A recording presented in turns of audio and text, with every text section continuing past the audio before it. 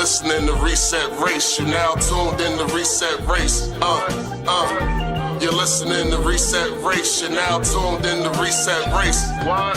Put them back on the grill again. We grilling them. Put them back on the grill again. We grilling them. Put them back on the grill again. We grilling them. Back on the grill again. We grilling them. You're listening to Reset Race. Adolph need reparations to make America great. You're tuned in to Reset Race. We no longer starving while others eat off our plate. No. You're listening to Reset Race. We focused on our justice claim. We know what is at stake. You're tuned in to Reset Race. You'll find out who really about justice and really who fake. Lineage go back to US Southern plantations. Penniage, Jim Crow, and mass incarceration. Redline and lynchings. We are old from this nation. You're not about justice if you ain't for reparations. MG the wise one. Cousin mother intellectual. Samantha bringing fire. Anti-black, we pressing you. No permanent friends and no permanent enemies. The backbone of the country. To win, you need our energy. You gon' see. Listening to Reset Race. You now tuned in to Reset Race. You're listening to Reset Race. You're now tuned in to Reset Race. Put them back on the grill again. We grilling them. Put them back on the grill again. We grilling them. Put them back on the grill again. We grilling them. Back on the grill again. We grilling them.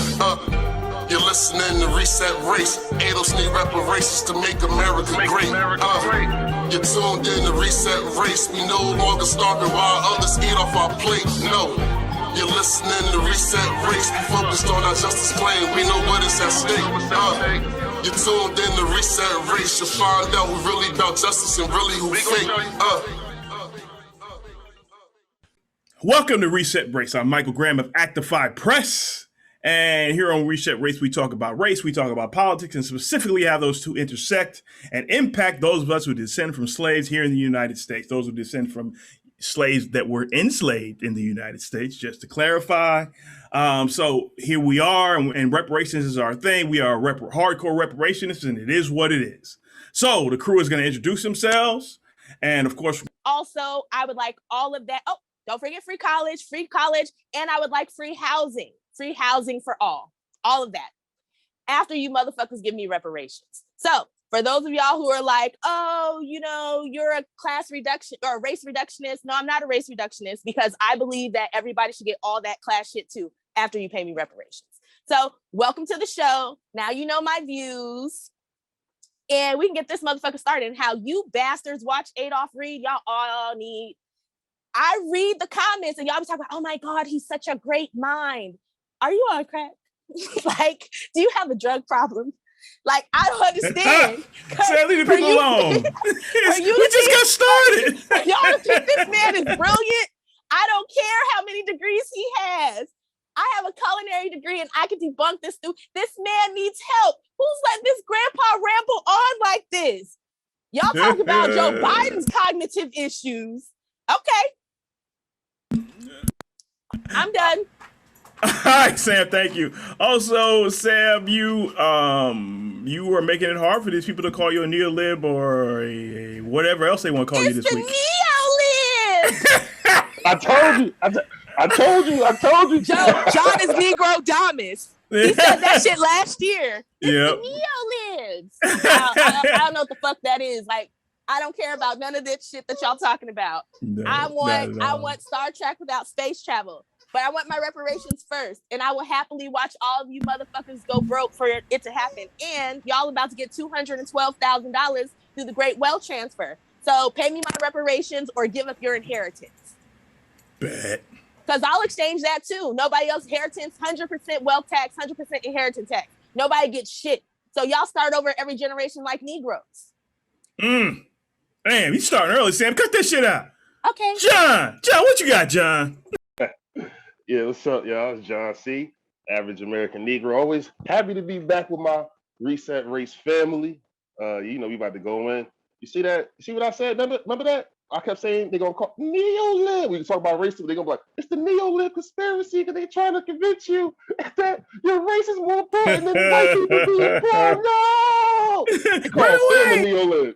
They like, no, they call it salmonella live. Ain't that some shit? But thanks for watching the show. Like I said, I don't know why I'm here. They need to get an academic to replace me, somebody, nigga, because nigga, I'll be out of control sometimes. But I love my fans. That's why we love you, y'all bro. the only ones I can put up with me. Y'all the only ones in this whole space I can put up with me, man. But now, I mean, I love y'all. Make sure y'all like, share, and subscribe.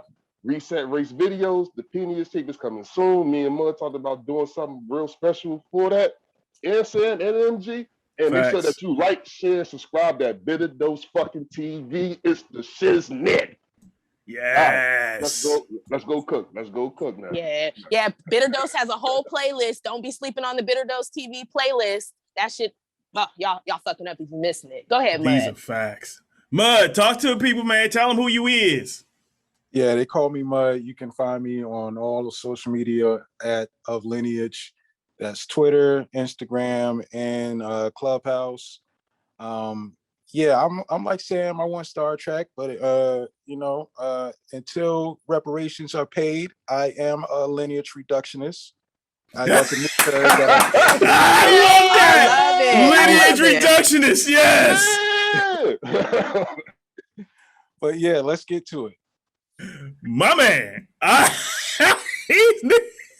Boy, these black folks started crazy already. That's excellent. Yeah. Like we all say, man, that Bitter Dose TV, man. There's so much information, man. And I'm going to refer to, when we go through this article, I'm referring back to that Bitter Dose TV. We'll see in a second. But this is not article. This video. This is an Adolph Reed, another Adolph Reed video where he's quote unquote destroys white fragility. But y'all know if y'all, yes, it's the Useful Idiots. Yeah, the Useful Idiots. This is from. They have such a well-named show, isn't it? Useful Idiots. Katie Helper. Yeah, that's the perfect name. Yeah, this is Rolling Stone's Useful Idiots podcast. This is Katie Halper and Matt Taibbi's podcast. Full disclosure, Katie and I used to be friends. I haven't talked to her in a long time. I don't know how. She don't like Negroes. I'm just full disclosure. That's all I'm saying. That's all. That was when you was a good Negro. That's when you was good trouble like John. Good trouble. But so I just like I said, like you, as we all know, we like to be honest on this podcast where we're coming from. So that's part of that. Is that disclosure. So let's be, and I did an interview on her show, I guess about 3-4 years ago. I don't even remember what it was about. So it was her show on WBAI in New York. So in any event, this is where we are. We're talking about Adolph Reed. They're talking to Adolph Reed about white fragility. And let's get it started, Sam. All right. So I'm going out of order because I like to start with the hot shit first. And if we have time, we'll go back. I think that's how we should start playing it. So this is where they're going to show the clip of Robin DiAngelo talking on MSNBC. So RBF herself is going to get us kicking this off. Just to watch a clip of an interview that she did on MSNBC. There's going to be a lot of, I think, food for thought, and it features our good friend Al Sharpton. Okay. Well, wait. I need to check my credit cards because you could probably find a way to get to them through the video clip. This either or, right? You're either racist or you're not racist, and in a moment such as we have now, both forces, if you will, both sides are amplified. And so it's very easy for those of us who are deeply committed to racial justice to see ourselves as on the not racist side. And we can point to the really explicit, clear, extreme examples, but it's much harder to get your hands on the more implicit, the well-intended, unaware, but still, impactful ways that folks like me, well-meaning, well-intended folks collude with the system. It is not an aberration. Racism is not an aberration. It is the norm. And so if we are passive within that norm, if we see ourselves as not part of the problem, we will inadvertently contribute to it by our passivity. So outwoking is this what I call a move to always position oneself as more aware, more advanced than other people. It's the pointing the finger outward rather than inward.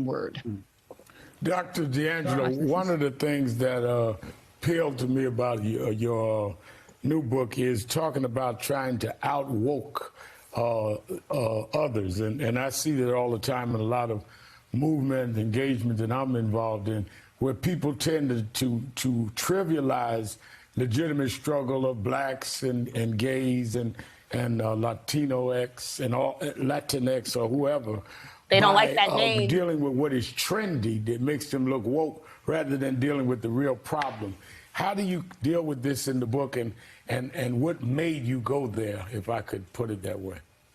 Certainly, and it is an honor to be speaking with you, Reverend Sharpton. Thank you. That's a sinister little laugh there. Yeah, why is that funny? Yourself above other people as more advanced. And it is a very superficial response. Last summer you saw much more involvement from what we might call the average white person. You saw protests, you saw activism, but in some. Sorry, I want to jump in and tell my woke white person story, since this doesn't exist in real life. I was on Twitter. So I'm going to use different words so you can understand. So I was on Twitter, minding my business, and I see one of these nice woke white ladies chastising a person for using the word blacks. Now, the context of the conversation was that basically this person was saying that they can use the R word, as in the clinical definition, mentally retarded, because like 3 years ago or something, they had an overdose and they have been clinically declared the R word. I'm just going to say the R word because, people are sensitive these days. But he basically said, I can use the R word like blacks can use the N word. She was like, don't say blacks, that's racist.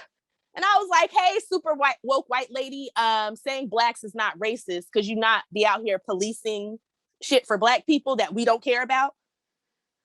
And then she got all upset and went on to try to convince people that I was a racist because I didn't have a problem with this person who said that they had an overdose a couple years ago and were clinically mentally retarded. And she decided to argue with this person for a while and then go on to try to convince me that I'm a racist. So I'm not going to go through the whole rest of the thread because she literally kept showing me threads of this person and what they were saying. And everything that they said, none of it was racist. The only thing that they said that I felt was a big hyperbole was that only blacks get to be homophobic and it's not challenged. That was the only hyperbole. Everything else they said, I didn't have an issue with. And, people say that all the time about us. So that wasn't nothing I had never heard. It wasn't a race thing. But this lady kept trying to make this person out to be a racist. And at one point, I was like, when you police people's speech on the dumbest thing, like saying blacks, because I say blacks, I say whites, I say the whites, that doesn't make me a racist.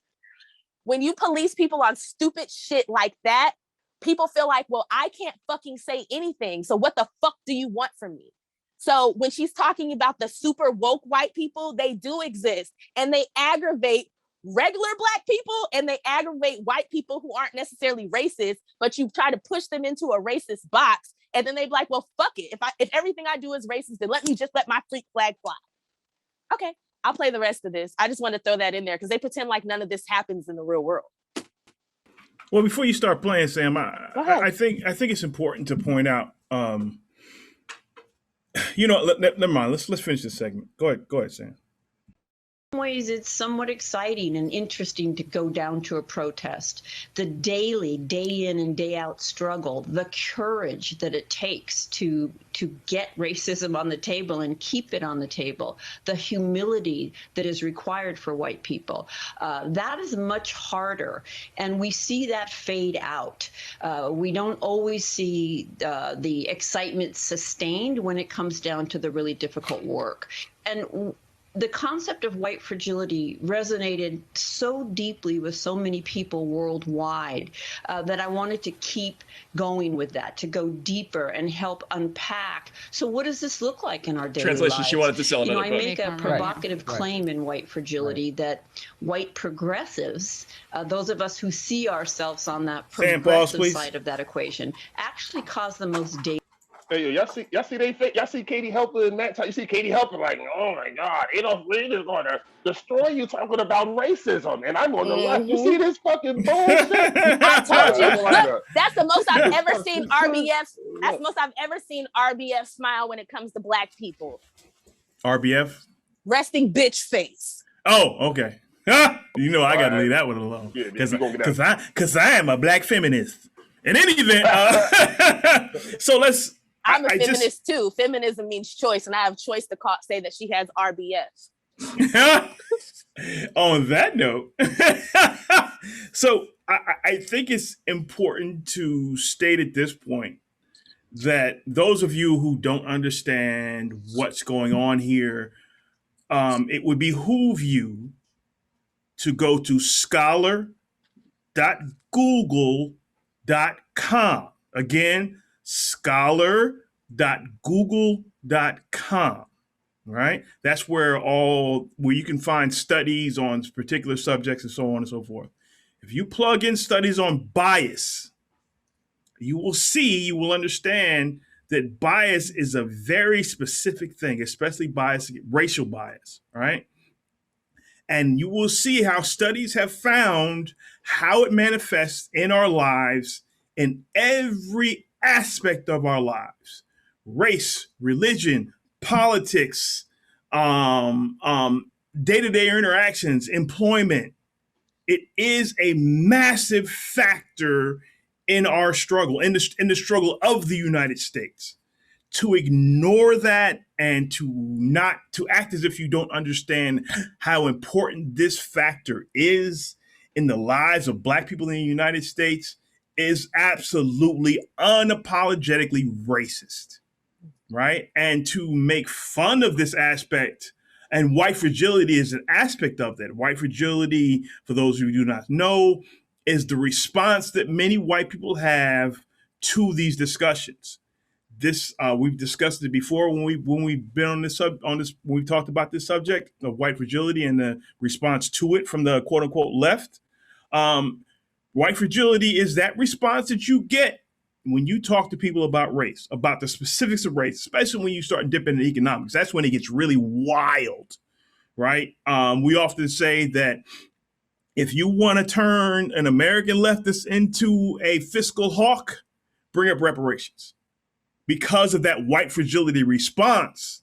And you can Google that because that is in our catalog. There's an actual video that I cut out for that. Go ahead, MG. Thank you, ma'am. I appreciate that. And this also, it's important that you understand these aspects because as the left rebuilds in the post-Bernie era, these understandings are critical to building a left that works.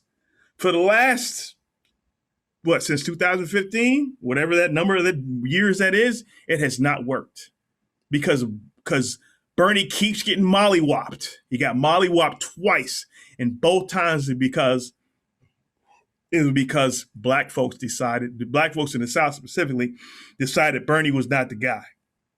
And we can go into the why that happened and all the ins and outs and all this other stuff, the misinformation and all this other stuff that happened. We can go into that later.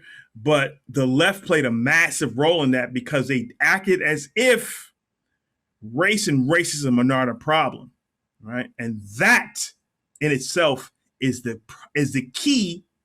That in itself is the problem that is the lock that is keeping the left from progressing any further. Progressing, that was good. And reparations and discussing race is the actual key to that lock. If you want to progress further, this is what you need to be discussing. But we'll get into that a little further as we go. Anybody got anything on that? Mud, you got anything? Go ahead, John. I'm good. Nah, I'm waiting to hear from Uncle Reed. My favorite, Uncle Reed. Then we got Matt Taibbi. Remember I said Matt Taibbi? Remember I said he like Spice me? I don't know what he is or what, you know. Spice, yeah, Spice, yeah. I still don't know. Actually caused the most data. Hey, y'all see Katie Helper and Matt Taibbi? You see Katie Helper like, oh my God, Adolph is going to destroy you talking about racism. And I'm on the left. You see this fucking bullshit? I told you. Look, that's the most I've ever seen RBF. That's the most I've ever seen RBF smile when it comes to Black people. RBF? Resting bitch face. Oh, okay. You know, I got to leave that one alone. Because I am a Black feminist. In any event, so let's. I'm a feminist too. Feminism means choice, and I have choice to say that she has RBF. On that note, so I think it's important. Oh my! All right, She looked better than she did in that Adolph Reed video. That mud Hey, Let me get out of here. Y'all be nice. I'm being nice to this heifer. I've been watching this heifer for over a year. I'm not being nice to her. I'm done being nice to people who step on my people. She start being nice to my people. I'll start being nice to her and stop calling her RBF. But until then, she RBF. I don't give a fuck. But hey, I cannot argue with that at all. Get him, Sam. Shit. Yeah, I don't care. Like I said, y'all niggas can't cancel me because y'all niggas don't pay me. So I'm gonna say what I fucking want to say. And for those of you who are civilized out here, go make a civilized podcast and say the shit that we say without all the niggatry. And we will not come. And as long as you do it properly, we won't talk about you. Well, we won't talk about you badly. We'll probably even raise you up and be like, "Oh, look at them. This is who you send to your families who don't like nigger shit." I'm sorry. I know I said it a bunch of times, but we wild out on this show. We are not changing how we talk. We are not changing how we do our show. This is the show. Think of Breakfast Club before Charlemagne had that whole rape thing come up. Because they were raunchy and wild as fuck. We're going to do our thing. And we're just going to do that. And if we're not people's cup of tea, that's fine. We need y'all who are listening, who are people's other cup of tea, to make your own fucking cup and pour it for those motherfuckers. Yeah, absolutely. And on that note, for those of you who think we're a little bit too raw, a little bit too raunchy, a little bit too vulgar. Call me Richard Pryor, bitch. Go see Tim Black. Tim Black is on our wavelength for the most part. Professor X. Yes, sir. Go see Professor X. We Magneto over here. No. Oh, okay. Yeah. We Magneto. You Magneto. We over here. The mutant race will no longer be managed, Mr. Delegate.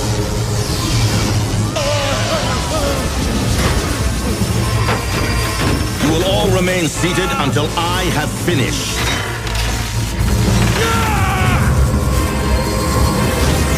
Ladies, gentlemen, you have been chosen to witness the announcement of a momentous event in the history of our planet. The liberation of mutant kind has begun. Oh yeah, Professor X. Yep. I like that X better. Is like, we all need to come together. We all need to live together. And Magneto is like, we'll kill everybody if you keep fucking with our people. You leave us alone, we leave you alone. Yeah, I could be Magneto. I like that. We Magneto. We're Magneto in the new movies when him and Professor X are together. You know, so you know, he's softer. You know, he's not trying to kill all the humans anymore. I'm gonna be stealing some clips from there and sending y'all back because he deserves all his likes and views. Absolutely. And Iremy is another one. He's another. He's more. I see he's becoming a pet of these white liberal racists, but I love that he still gives them the business. He does give the business. He does give. All right, y'all get into that. I ain't gonna get into that. Yeah. Are we gonna get back into the show, or are we gonna talk shit for 30 more minutes? Yeah, let's go. Mud, did you have anything on this shit before we get back? No, I'm waiting for Uncle Reed. Damn, y'all, you and John. Go ahead. Hey, you know, they've been waiting for the Crypt Keeper. Yeah, go ahead. That's a line in her book that I missed originally, and then I went back. She says this: I believe that white progressives cause the most daily damage to people of color. And I tripped over that at first, but then I wondered, I mean, clearly the book is aimed at that audience. Right. So is that just about trying to play on the emotions of those readers, or does she really believe that? Or like, it's true. What is she trying to say with that line, do you think?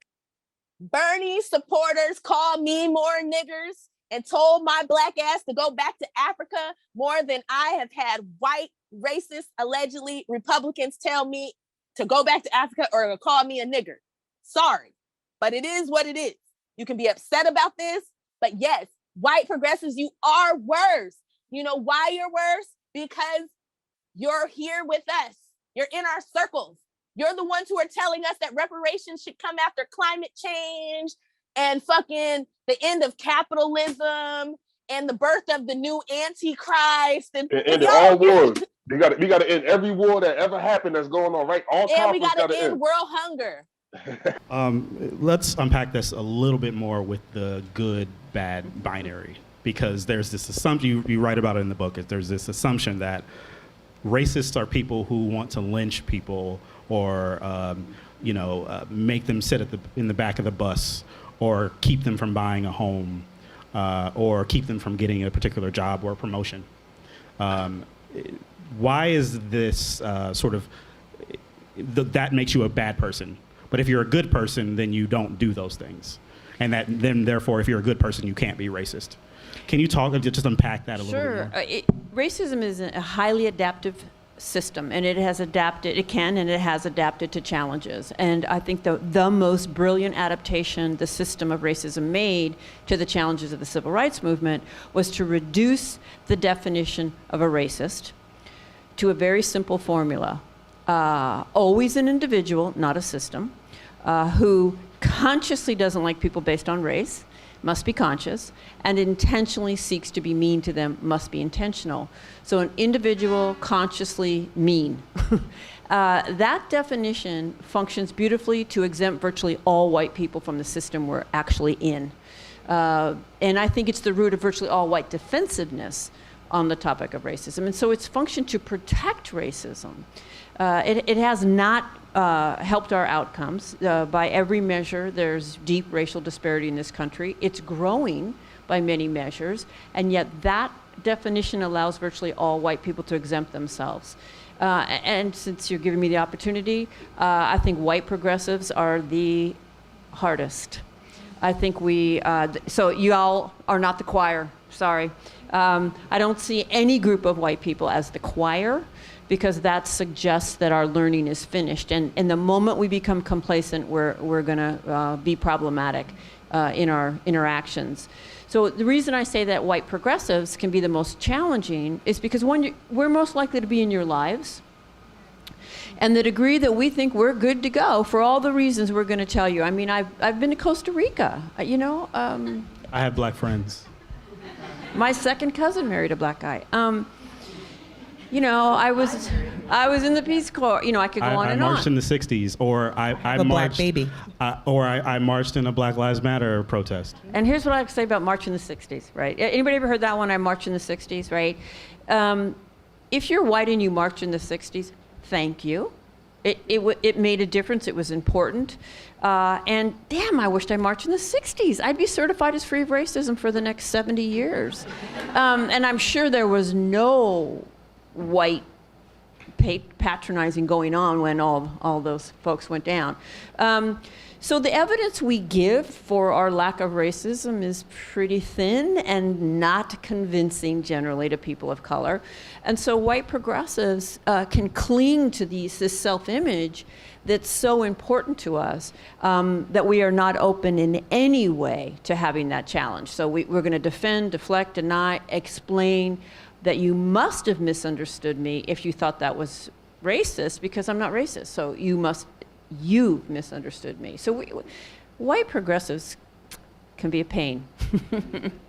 I'm gonna echo that. Yeah. And I actually heard a lot of sighs, and I looked around and I saw a lot of people of color go, "Oh yes." Because it is overwhelming. I think there's this desire to believe that that conservatives and people who are overt white supremacists are the problem. And you talk about the Black Lives Matter. I live in a neighborhood where there are Black Lives Matter posters on every single door, so in every window, and we have the bumper stickers. And these are the same people that do not speak to the black people. The few black people left, right, in the neighborhood because the neighborhood's gentrified. These are the same people who are, excited to send their children to the public school because they want to save the public school for their children in 5 years when their children are actually school-aged, but dominate the parents of color that have been in those buildings for years and consider their voices invalid. And so it really just, it hits in a way that I think feels like there's such a lack of trust and an unwillingness. And they're also the hardest to convince because there's this belief that you should be grateful. You should be grateful that we're here. You should be grateful that we're doing this work. You should be grateful that we're working in this organization and committed. And there's no way. So it's a great out. You said the G word, gentrification. So that's a good segue into the next question.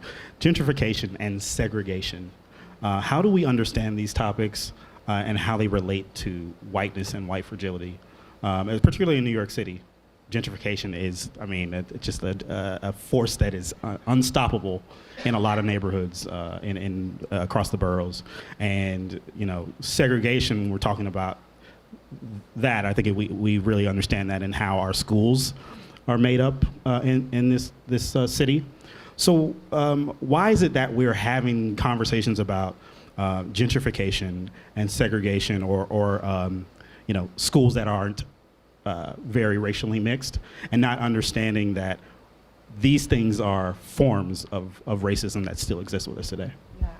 I think that, in Robin naming that individualistic lens of what racism is, that definition of racism is ultimately what insulates us from a conversation about the inherent racism that serves as the foundation for neighborhood segregation, school segregation, the maintenance of school segregation, and gentrification. You're literally not allowed to bring up gentrification. You said the G word, right? Like there is this, oh no, don't go there, because of the implicit message that there are racial drivers, that there is racism underneath that. And I think for the many white people who feel like they're doing good by moving back into communities that had experienced disinvestment for years, right? Like that was a systemic outcome that didn't happen by personal choice. And I think there's often this belief that this is just about individual preference and choice, and not seeing all the policies in place and structures over the years that have created and maintained racism. And gentrification is an outcome of that racism. I think schools is really where we just see a complete unwillingness to name it. And there are many factors. We look at our teaching workforce, 83 to 93% of our teachers are white women. Like, just let that sit. And so in many ways, there's no way that you're ever going to have the ability to have a critical conversation about the inherent racism in schools, as well as what produces racist outcomes in schools because of the white fragility, the discomfort amongst a teacher base, the discomfort amongst the teacher base that then echoes that message up to leadership, the discomfort amongst senior leaders, right, district leaders, systems leaders, governors who are making policies. You're not able to have a substantive conversation about what is very clear. We have all the evidence, right? Whether it's in discipline, the disproportionality in discipline in schools, in who gets to be a full-time teacher and who's a teacher's assistant, and who gets to be a school leader and who gets to be a district leader. All of those questions are deeply baked in racism, and we're not allowed to even broach the conversation because of the white fragility. Robin, you and Aaron have done workshops around this very idea, and even in front of district superintendents. What has been the response when you bring these ideas forward? Well, generally they're with you. I mean, we've worked for a long time in different, sometimes together, sometimes apart, and we have a pretty effective pedagogy, and we can walk people to a place and on the theoretical level, they can be open to it, but the moment you name any racial dynamic actually happening in that room, it'll explode. So as long as you don't actually connect me to it, I can hear it. But that means that if that work that we do is not sustained, it is not going to make any difference. It has to be sustained, and that means white people have to break with white solidarity and get it on the table and keep it on the table when nobody wants it on the table. So what you're saying is you can't just show up to one workshop or one book event and think, oh, I've done the work, I've fixed racism. And I don't know, my book is pretty effective, but I would agree. I enjoyed it a lot. I will say, I think that's a great point, is there's this desire for a checklist. Give us the checklist. When we walk into organizations, and especially in schools, give us the checklist. We're willing to talk about implicit bias because, well, that's unconscious. So there couldn't possibly be any systemic outcomes that I might be responsible for. So let's talk about the brain science, because that feels good, but we don't have to say racism. And so people want, the quick fix, the workshop. the inoculation, if you will. And the reason why I started coaching and moving away from workshops and trainings alone was because we saw no sustained change. And so until there's a willingness for white leaders and for leaders of color who are protecting white comfort, right, by not ever naming the dynamics as well, because we do that in order to survive in those spaces, until we do the deep work of unlearning and healing from our own internalized oppression as leaders of color, and for white people to face, their internalized racial superiority, we're not going to get there. I think of it like water dripping on a rock, right? I didn't understand what I do today, the first, second, third, fourth. It has to be sustained, because the forces, for me as a white person, the forces not to see this and not to name this are powerful. There really is social penalty for breaking with white solidarity. It is not the same as what you experience, but there are penalties.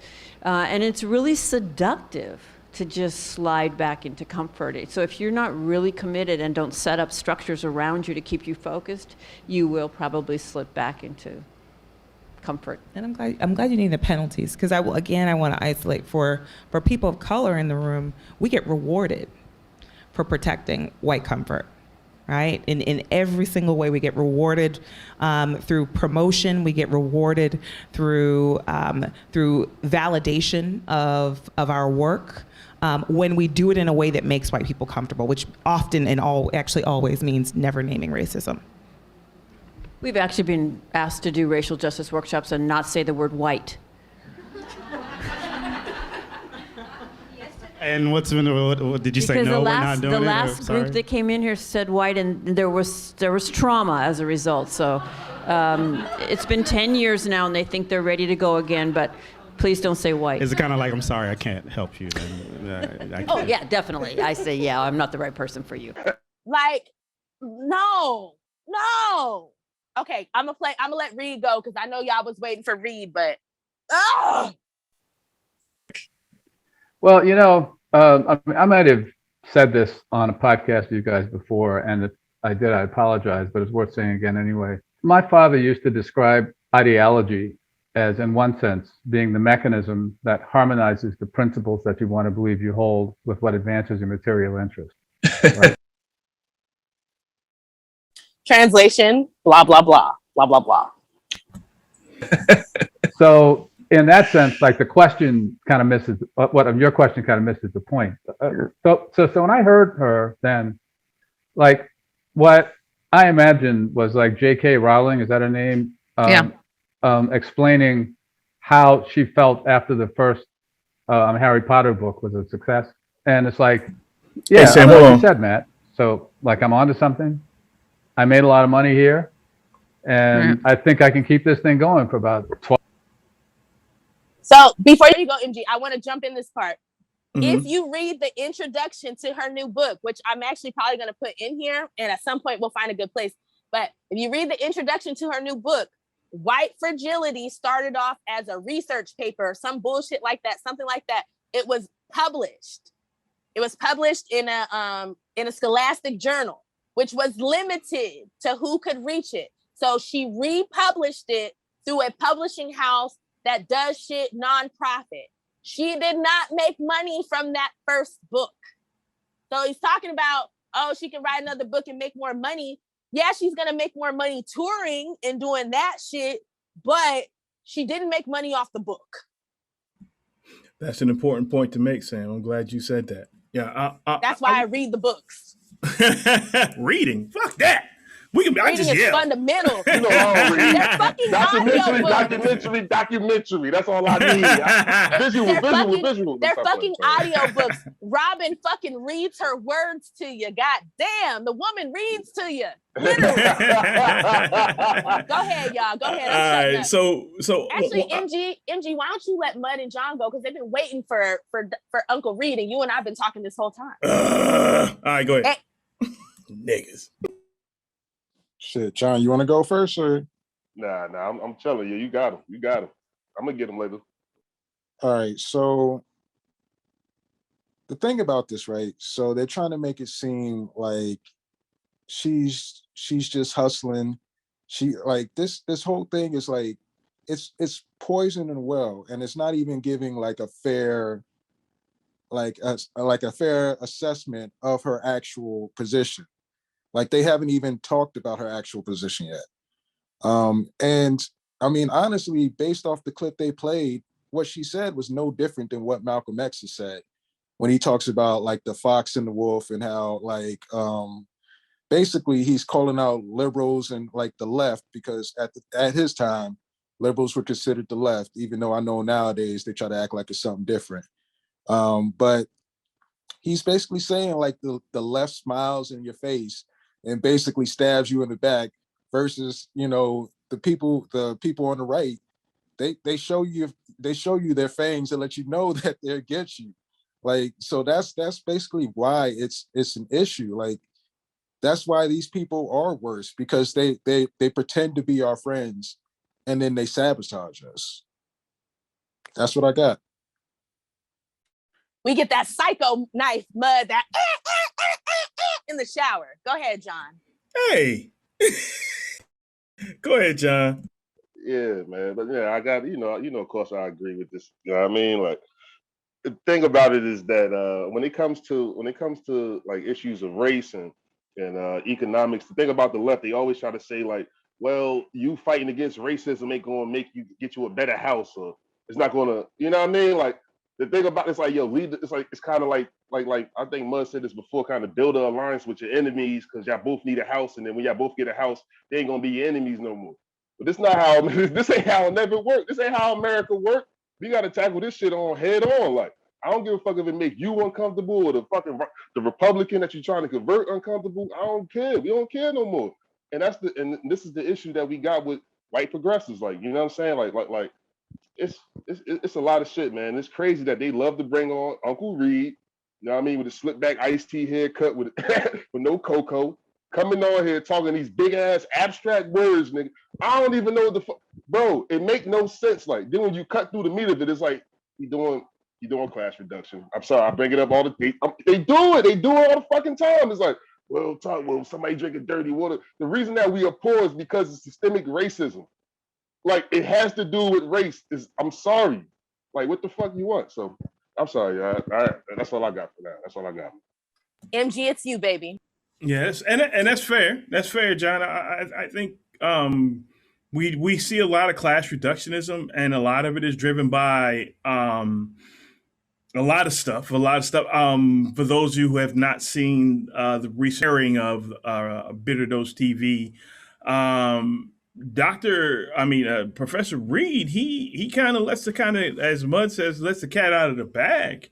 That there are some neo-Nazi right-wing organizations that are out here trying to build a coalition with the white left, and part of that, part of that Faustian deal is cutting us loose, right? And not talking about our issues, not talking specifically about our issues. White fragility is the left wing's version of that. Critical race theory is the right wing's version of that. And they're trying to trap us in the middle. Now, you can say that, well, that's not true. The left wing is anti-racist. But if you look at the source material of Robin DiAngelo's work, you'll see she is specifically and directly on point with all of her source material. All of the data that drives her work, all the data on bias that drives the work that we mentioned earlier, she is dead on point with that research, right? You'll see in this interview and in this discussion with Matt Taibbi and Katie and Adolph Reed, none of them are offering you any data. Right? There's no study. There may be a study from AEI. They never do. Yeah, there may be a study out there from AEI or the Cato Institute that says this stuff is not real, but they're not offering you any data. If you read anything Robin DiAngelo says, anything that she writes, she always refers to the data, right? So, and let's be careful. We have to understand the games that are being played, who's playing them, and who's driving them. we also have to remember, I'm sorry, I know I'm going long, that early on in this fight with reparations, they quickly started calling us Nazis, right? They kept saying the ADOS was connected and white supremacists, as white Nazis and white supremacists and fascists and all this other stuff, and it happened quick, right? I mean, they got to Godwin's law in the first 30 seconds, right? I mean, they got to Godwin's law in the first 30 seconds, right? And I know for me, I've been battling the right wing for a long time. And if my Twitter accounts from the past were still around, you guys would see that, right? Blup front, whatever other ones I had. That's what I did. I came on to fight right wingers. That's what I did. And one thing that you will see from them is they will always accuse you of doing what exactly they're doing, right? Oddly enough, I didn't see it then, but I see it now. This connection from Bitter Dose that Mud made with this recent show, well, the re-airing of that show, that connection, that right-wing, left-wing connection, these people came right at us with that. Directly at us. And I'm like, where the fuck did this come from? This isn't even a cogent argument. But the accusation always leaves a mark. The Nazi accusation always leaves a mark, right? No matter who you call a Nazi, you can call Jesus Christ a Nazi, and it will leave a mark. That's the point, right? Even if they can just shave off 10 to 20% with that accusation, that's important to them. And it matters. It does matter. So you guys need to be aware of this stuff. I wrote this in an article called Smearing Black Activism. Again, Smearing Black Activism on Actify Press. So you can read that article and kind of see what people were saying and why they were saying it. You know, when you start, you know, when your response to reparations is Negro Nazis of the apocalypse, yeah, you're on some other shit. All right, let's go, fam. Well, since from now they're going to go into what does she mean when she says progressives are the worst? What do you mean progressives are the worst? We love Negroes. We kiss Negro babies. We tell Negroes that they have power. What does she mean we're the worst? Y'all the same motherfuckers that told Black people that you should just get in line and shut the fuck up and let Bernie win, and then we'll help you niggas. That's what she means. I think, you know, when this whole thing started, it was ironic to me that people would fight the accusations or the even the subject of white fragility with white fragility, because that's exactly what we're seeing here, right? A bunch of white folks saying, I'm not racist, even though she's 100% right about what she's saying. That's the wild shit. And I'm gonna fight white fragility with white fragility. What the fuck? So I think that's it's kind of telling what we're dealing with here. So and also, well, I'll go into that later. John, what you got, man? Yeah, man. They just doubling down and just proving her point. Like the fact that she's really like, yo, white people's on some bullshit about racism, that dealing with this problem does not go away by you going to a Black Lives Matter rally and you advocating for Medicare for all because you read in the statistics that Black people got less health care than other people. So you think that the job is over now. You know what I mean? Like, because the other groups of white people that don't want to give everybody medical care. So you think that you's a savior due to our, you know what I mean, our disproportionate poverty and shit like that, when you're not really dealing head on with the issue. You know what I mean? Like, we know that the Republicans screw us, the Democrats screw us. Then you want to come talking about something, I want to give everybody a job, but then we start breaking down on wealth levels, saying like, we need reparations, we need something that's really, really like, you know what I mean, targeted towards people who descend from slavery, mainly, but even Black people in the country, but mainly for us though. They get this type of reaction. You get a reaction back from it, like, ugh. You're a Nazi, you're a neo-lib. Whoa. But then when there's other groups of people in this coalition, Latinos come to you with immigration issues and things of speaking two languages, you got no issue with that. LGBTQ come with their issues, got no issue with that. Native Americans come to lefties, they give Native Americans, they'll fight for whatever they ask for. Water, land, whatever the fuck Native Americans, I've never seen none of these motherfuckers cry over that shit. But something about, when you talk about racism and the way we talk about it in America, you know inherently you're talking about Black people. You're talking about us, people who come from, you know what I mean, been here for hundreds of years and been dealing with this shit, civil rights, everything like that.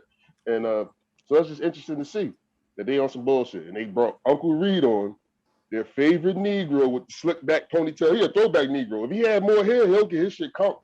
Like he a throwback.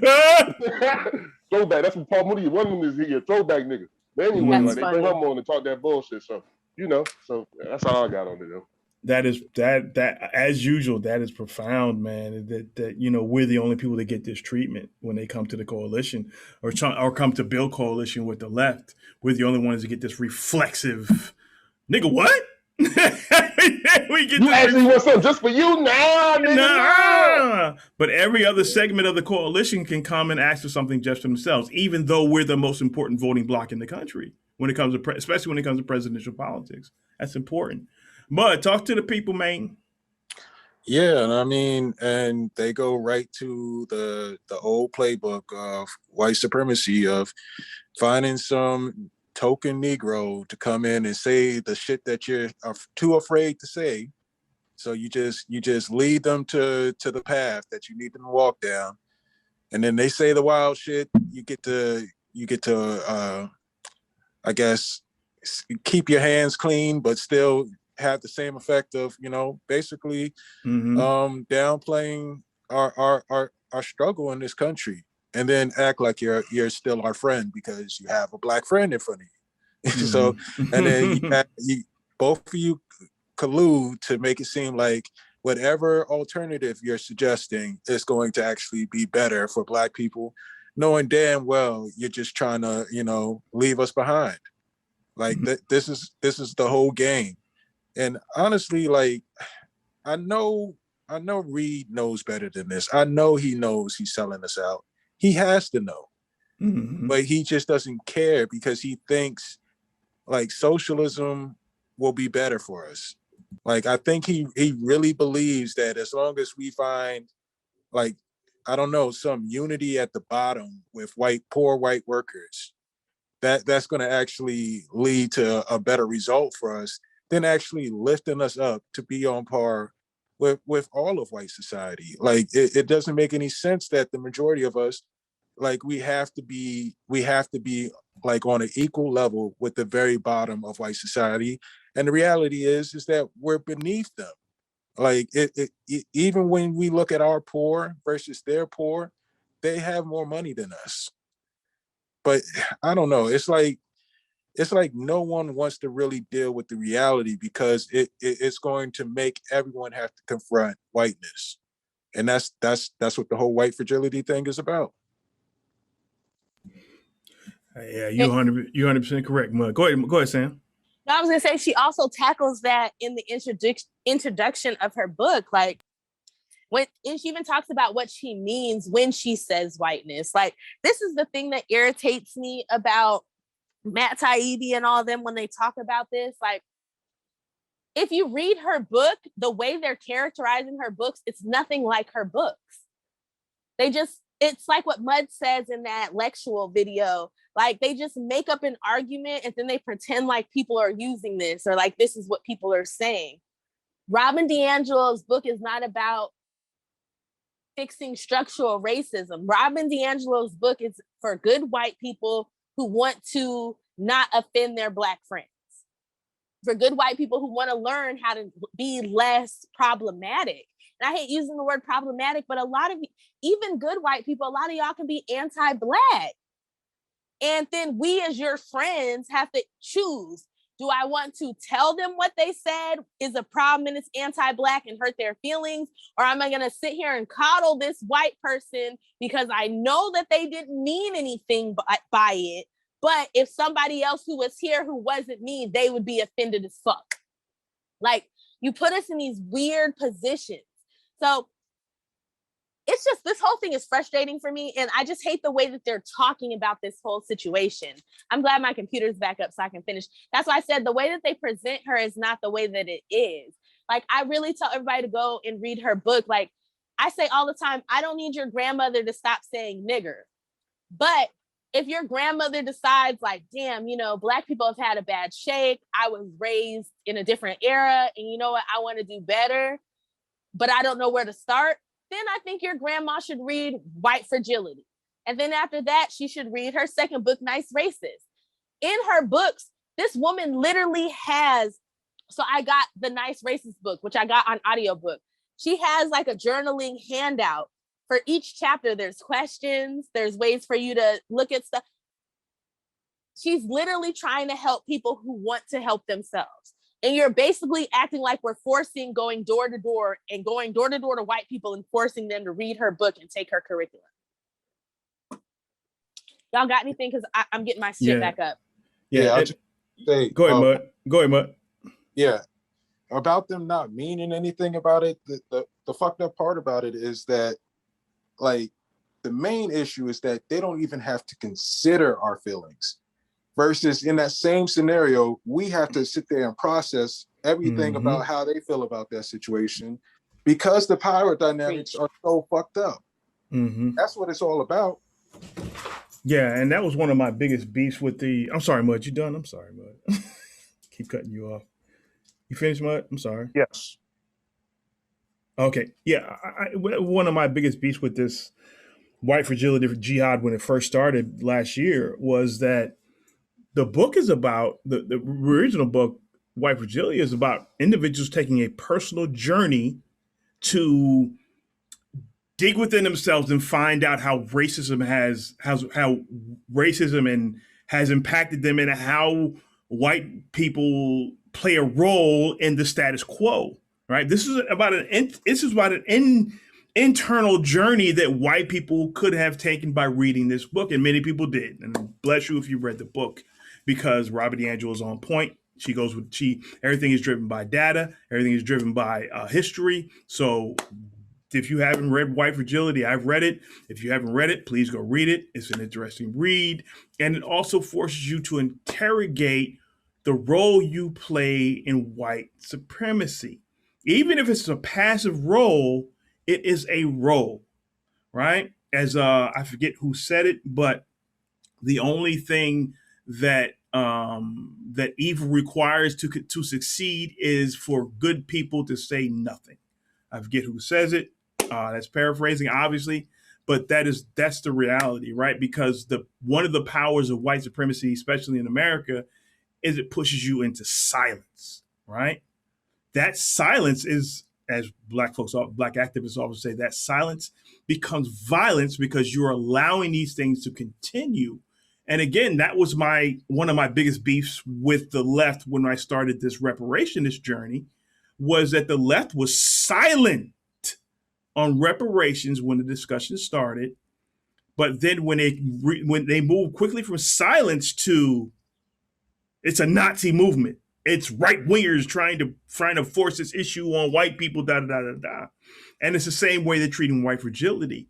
White fragility is about a personal journey of discovering how you as a white individual play a role in white supremacy, right? And we can't fix this country without white people having that, without white people taking that journey.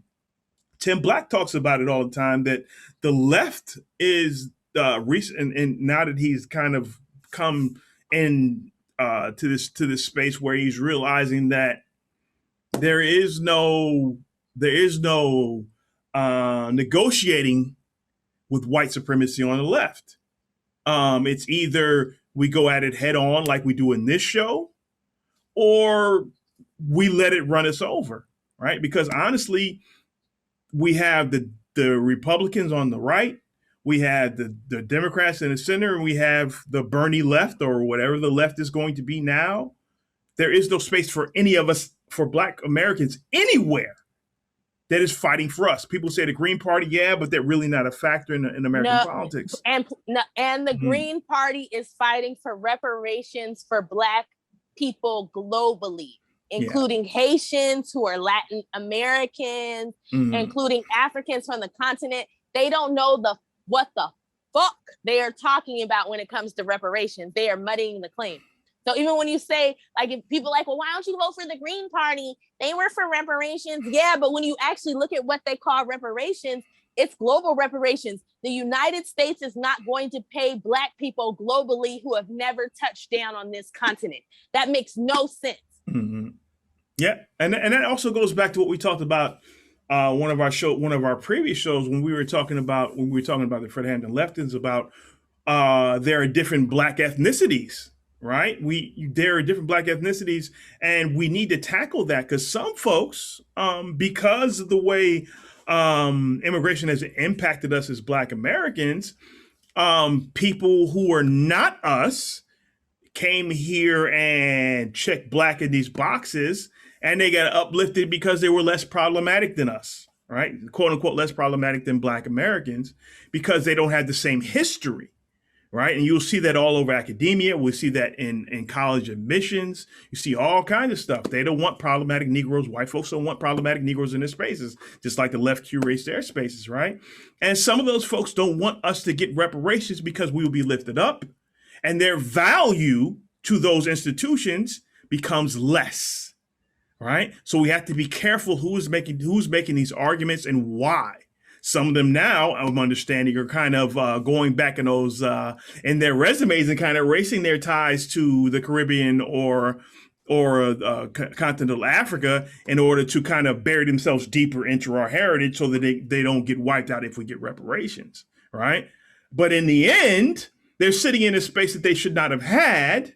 It is what it is. You can call me what the fuck you want to, right? They would not have had that space if we were uplifted at those times, right? I don't want anybody to be harmed. I don't want anybody to lose their job. I don't want anybody to lose what they've earned, right? But the reality is, if we were treated as full citizens the whole time, Joyanne Reed should lose her job. Yeah, I can't argue with that one. I wish I could argue with it, but I can't argue with that one, right?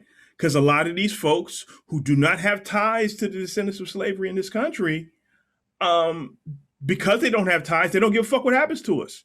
They see our uplift as their detriment, right? And in a lot of ways it is. But we're 90% of the black folks in this country. You're just going to have to deal.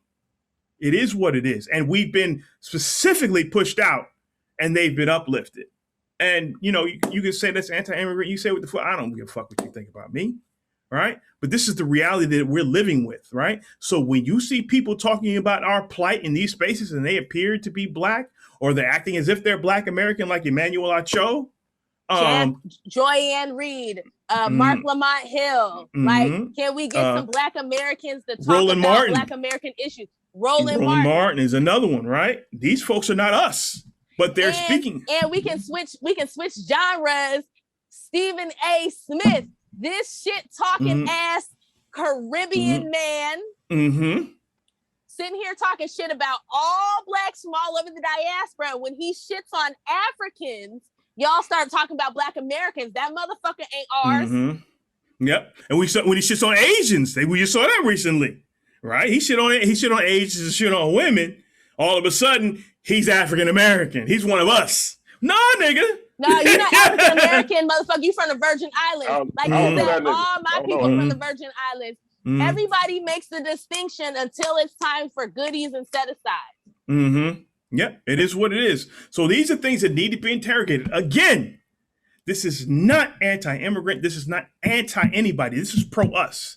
Because what we have earned as a people, white supremacy is giving to others that look like us in order to act as if they're doing the right thing. This is a reality. You don't have to like what I'm saying. All you need to do is understand. I don't give a fuck how you imbibe it. I don't give a fuck how you absorb it. But I said it before that the race thing is a lock for the left, but reparations is the key. If you want to open that lock, it ain't going to be easy, right? Because the centrists are going to scream about they just doing reparations to let Donald Trump in. That's what the shit you're going to hear. But the key to the key to fixing the country, oddly enough, is justice. That's the wild part. If you are about racial justice and us as 90% of the black people in this country getting what we're due, you can fix the whole goddamn country. But you want to do it in reverse, you're fucking up. All right, that's all I got. Let's go, Sam. Out there who get offended when we bring up black issues and quickly go to, you're going to push away allies. You were never an ally. Fuck you. You're going to push away allies. We push away allies by telling the truth. If I tell the truth and you go away, that means you weren't going to be an ally anyway. Right? You ain't lying. So when you hear that's what when they you said hear, about the Fred Hampton leftists and they bullshit on reparations. Why make an enemy out of an ally who says we shouldn't get reparations till the end of the fucking world? Go ahead, MG. Yeah, and that's what the left always does, right? They try to bully you and try to really they try to corner you into and if you look at my timeline, I forget who I was mixing it up with, but in any event, it was like if you want me to be for reparations, you got to convince me. My thing was, if I got to convince you of a 400-year-old justice claim, you're not my fucking ally. Yeah, right? You. Do your fucking research. You know, I'm all about having a discussion and exchanging ideas.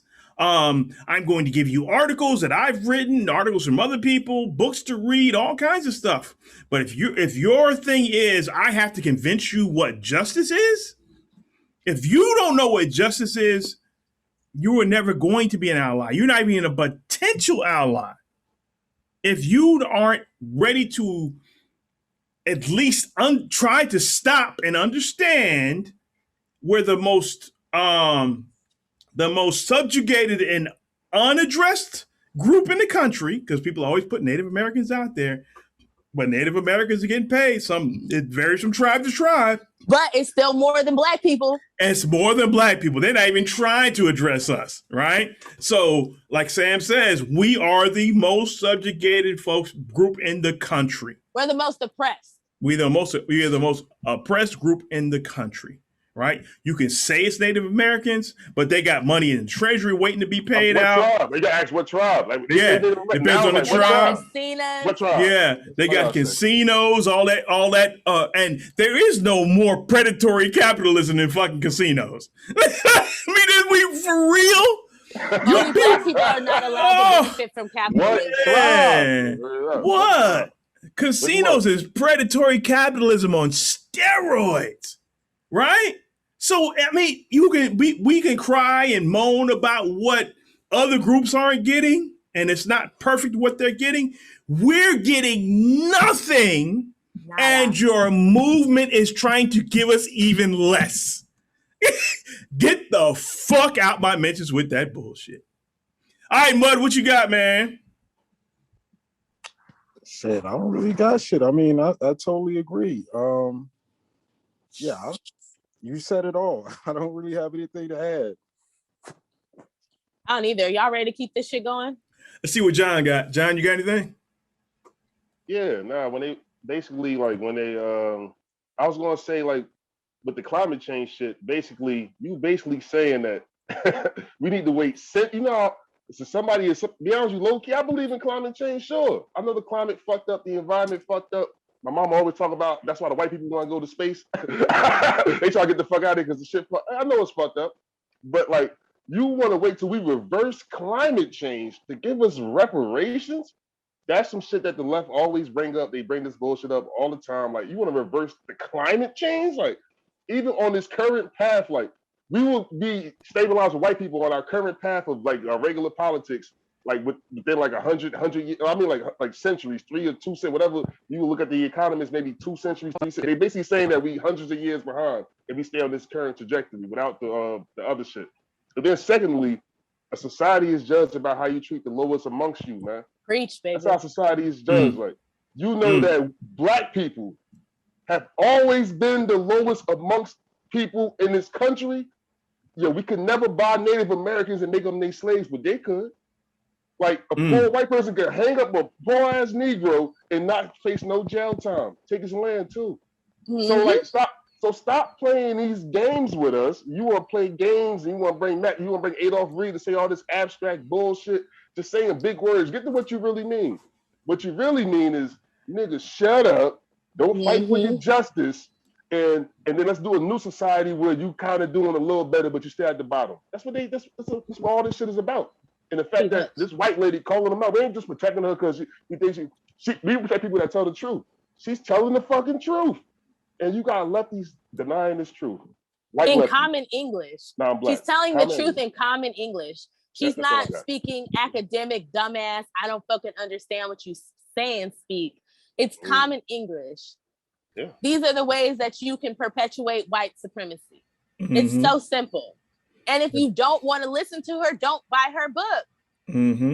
Yep. But obviously her book was a fucking success because she was a New York Times bestseller. So obviously there is a market for her book. And don't downplay her book because people want to read it. That means the fact that people bought her book, even though I bought her books, I'm sure a lot of Black people bought that shit. But I'm hoping a lot of white people bought it too. And if that's the case, that's good. That means there's a lot of white people out here who want to be better. That should be applauded. It should not be looked down upon. Yeah, and that's the thing, Sam, because that was people are buying books. That means they're trying to take a personal journey to be better, right? And books are a dead art form, damn near. Yeah, damn near, right? And they're purchasing the book to take this personal journey to be better, and that's what kind of gives credence to what Mud talked about in his Bitter Dose episode with Katie and Reed, is that this left right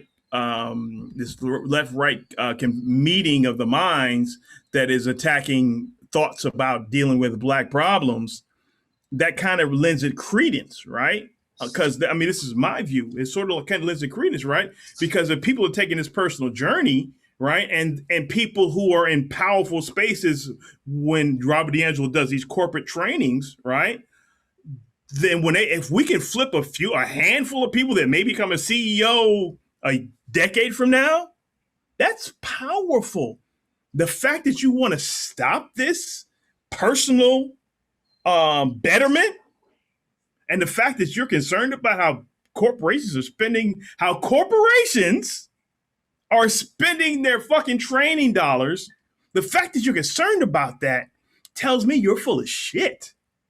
Since when is the left concerned about how the corporations spend their money beyond politics? When did they start giving a fuck? This is manufactured. Go ahead, John. I'm just saying, but think about this though, MG. That's crazy that you got Matt Taibbi, Katie Helper. These people in the quote unquote far American left, for all this wealth redistribution, blah blah blah, but have the same opinion about white fragility that Mitch McConnell or Paul Ryan would have. Absolutely, Black people. Absolutely, and this is their version of the critical race theory fight. This is their version. Keep going, John. Keep going. I'm like, no, you're right. Keep going. All I want to say is like how the crazy part is that you see how white people work. You see how that shit works. White supremacy stays on code. Keep going, John. They connect them like Voltron. They connect them like Voltron when it come to issues about Black people. Talking about anti-Black shit, they connected like Voltron. Or the fucking Power Rangers. Libertarians probably like, this is bullshit too. White Democrat, it's pretty much bullshit. But you know what they probably, but they'll all connect like Voltron when it comes to some shit about really talking about our plight or uplifting us. Like they would. We seeing it in real time. Nobody talking about this shit. That's why we got to show my Black ass on it. About anyway. And I think I can keep this thing going for about 12 other iterations, right? Yeah, but this is you're talking about the book. Was just in listening to her. I mean, the image that came to my mind was Viola Liuzzo, right? The postal worker or wife of a postal worker. White postal worker? From Detroit, who went down to Selma in 1965 to participate in the Voting Rights March and to participate like in organizing the Voting Rights March. And she was killed, right, by the Klan. And I thought, sad. Because good white folks back in the day who stood up for Negroes got that nigga treatment. Yes. Understand this, white allies. When you decide to, so let me start back. I'm take a step back. When I decided to become an activist, which now I consider myself more media than I consider myself an activist. But when I became an activist, I understood that I could take a bullet and die for this.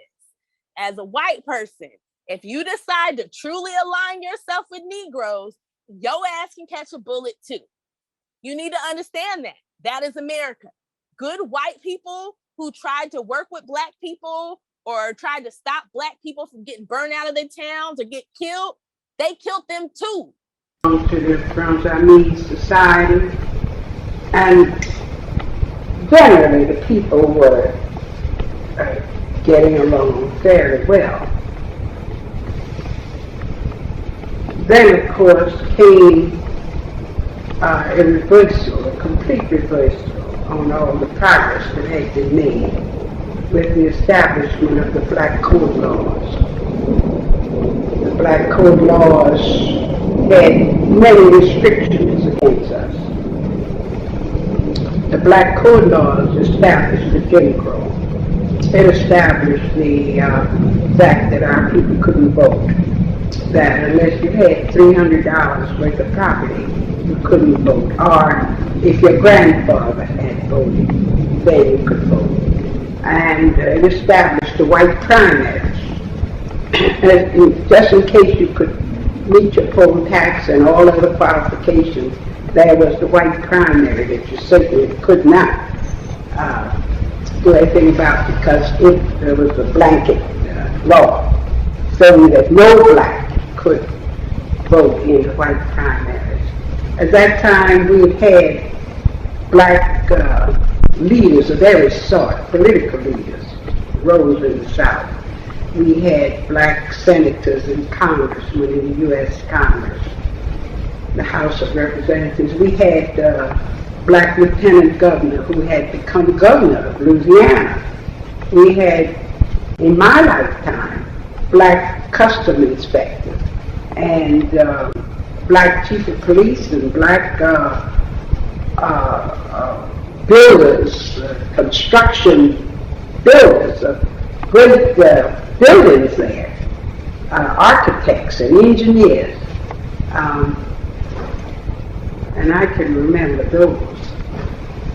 So that there was a great change, and the people began to fight back as best they could, the entrenchment against us. So by the time that Marcus Garvey came on the scene in Louisiana, we were already in struggle, and therefore it was not accidental that we joined in large numbers the UNIE. Did black people lose some of the land that they had acquired in the course of the Jim Crow period? Oh my goodness, yes, land. People would run off their land by the Klan, and the white people riding in their homes on the horseback, whipping the people, running them out of town, and tarring and severing people, and there was great repression as far as the land question was concerned. We used to think it was only jealousy, but it was much deeper than that. To be jealous. Because Abner Berry told me that in the 30s, when they were developing the law on self-determination, the black farmers in the South understood it as getting back the land that had been taken away from them. That's right. You know, we had been promised land during the Civil War. There was talk about 40 acres and a mule, and also General Sherman had issued a field order, number 15, saying that we were given land 30 miles from the shore of the Atlantic Ocean anyway, all along the coast of the Carolinas. So we were to have 30-mile land. So there was a great feeling of tarred and feathered. Being an ally has costs. But if we get reparations, it'll have motherfucking benefits too. So y'all got to decide when y'all want to get on this team. That's it. I'm gonna play some more, but I just wanted to throw it out there. Hold on, Sam. I would be remiss if I didn't add this in there. Historically, this is one of the ways white supremacy has terrorism has replicated itself over and over again every generation. Is that they not only do they put us in fear, the white terrorism doesn't only put us in fear, it puts potential white allies in fear as well. Right now, white allies would lose their job. White allies will get called out in public and be called nigger lover or whatever the fuck, whatever the equivalent it is currently, right?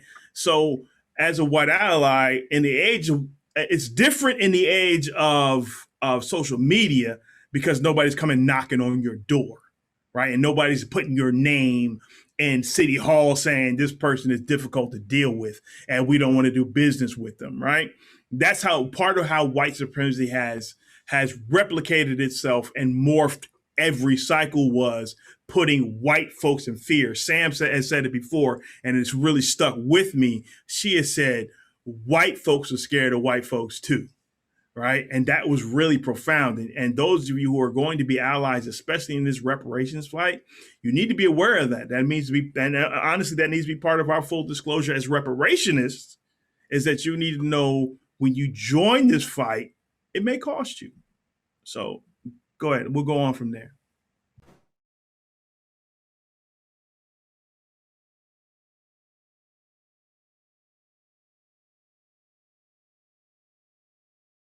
Give me a second, y'all. I'm sliding back into my space. Hey, yo, but Cousin Mud, does Cousin Mud got anything? Because I ain't hear from him. I know that he say his shit on bitter dose. That's why I feel like he come here to chill. He come to Reset Race to chill, like just here with the folk we got to talk about. He over here malingering. He chilling. Like, you know what I mean? He probably doing this thing. He probably chilling. You know, that's crazy. Come over here to chill. Like, that's crazy because y'all want to see him on beast mode, bitter dose. But Mud, like, you got something, no cousin? Or you still just chilling? Well, I kind of want to see where he's going with this, because I think what he's going to try to do is use this woman's story to try to give like credence to every white person. Like every white person on the left is this woman, where no, she gets credit for what she did. Yeah, because she did her stuff business. Yeah, the rest of y'all got to prove yourselves. I don't know what the fuck. You know what I'm saying? You can't use her story as your shield. So I just kind of want to see where he's going with this. I got you. Well, I will keep it rolling for you. That's what she was doing down there, really. She was just trying to out woke the black people. Right. I mean, wait, what?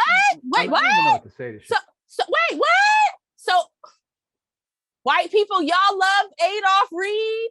Adolph Reed just said a white woman who sacrificed her life for her belief in justice for black people was trying to out woke people? This your king? Get him, Sam. Get him, Sam. I ain't got nothing else to say. Y'all talk about how smart and brilliant and great Reed is, and he said a white woman who went down to the South to fight for what she believed in and sacrificed her life for Negroes, lowly niggas, is outwoking. So she don't even, at least the girl who got ran over by the white supremacists in Charlottesville got some love. You know, I'm talking about the one they killed with the car when they ran through the car. Yeah. This woman did this shit in the 60s. That white girl wasn't thinking she was gonna get ran over. This white woman knew she might die. It's fucked up. This is fucked up. I'm offended for white people. Fuck Adolph Reed. I'm offended for white people. At this moment, I agree. I'm putting on my white cape and I want to beat Adolph Reed's ass for good white women everywhere. This woman sacrificed her life. God damn, she died for Negroes. And you said she was just trying to outwoke? Ooh, I hope, oh my God, where are your ancestors? Papa Legba, get him. Papa Legba, get him. And about these coons, it's time, like I said, because I'm tired of y'all bothering. Y'all gotta stop picking on black people. As I will keep saying this every episode, my people from the South, every now and again, you gotta have a coon hunt to keep them from overrunning the population. Period. Ooh, and we smoke them out, right? We smoke them out. We get everybody. We don't care. Black, white, Hispanic, and everybody in between. Hey, we go get them. You better check. Hey, MG, you know damn well, like, we don't like to participate in black on black crime. But no doubt. I'm trying to tell you, like, real shit, like, as you can see a lot of our videos, I mean, Adolph Reed, do he count? I don't think he count. Adolph Reed don't count. Adolph Reed don't count. They ADOS. These are homegrown niggas. That's our family. So if that's our family, then we definitely got to tighten them up. You know what I mean? But you see, we getting at white people. We talk about Latinos, talk about Asian Americans, Pacific Islanders. We talk a little bit about Native Americans. Mm-hmm. But then, I mean, like, we just discussed. I'm not saying we get at them, but We mostly be getting at. We get at people that's in the way of our fucking justice, like. That's and it. People who are in the way. And people that's is a part of our ethnic group, we gotta tighten them up. I'm sorry, we gotta tighten them up. Because these niggas keep speaking for us. Nah, 100%. I'm not gonna let you be out here speaking for us like you out here saying shit we not talking about. The day-to-day Black person walking around on the street is not talking about shit Adolph Reed is talking about. The average, everyday, ordinary Negro does not think they're gonna be a Black business person. They don't think Black capitalism is great. They don't think about that shit. They hoping they got a job, and if they got a job, they hoping they don't fucking lose that shit. Can we keep playing this? Because I want Mud to get more into what Adolph is saying. Because I'm mad this mother. White people, please write this motherfucker. Go ahead, Mud. Honestly, at first I wasn't going to say nothing because I'm kind of speechless. I've never heard this angle before, where someone is calling the white people who died during the civil rights era like too woke. Like crazy. Like, yo, like I've heard people like overstate what that means. Like, okay, you know, because someone died during that era and they were white, that means that, you know, there's a legion of good white people out there that have been doing the work right along Negroes. And, you know, that's shit that we would generally push back on, like, yo, you can't do that. That's just overstating the whole situation. But this shit is some brand new shit. I have never heard that brand new shit. Go ahead, bud. This is like he's an innovator. I gotta give him credit. This is some new shit, yo. Wow.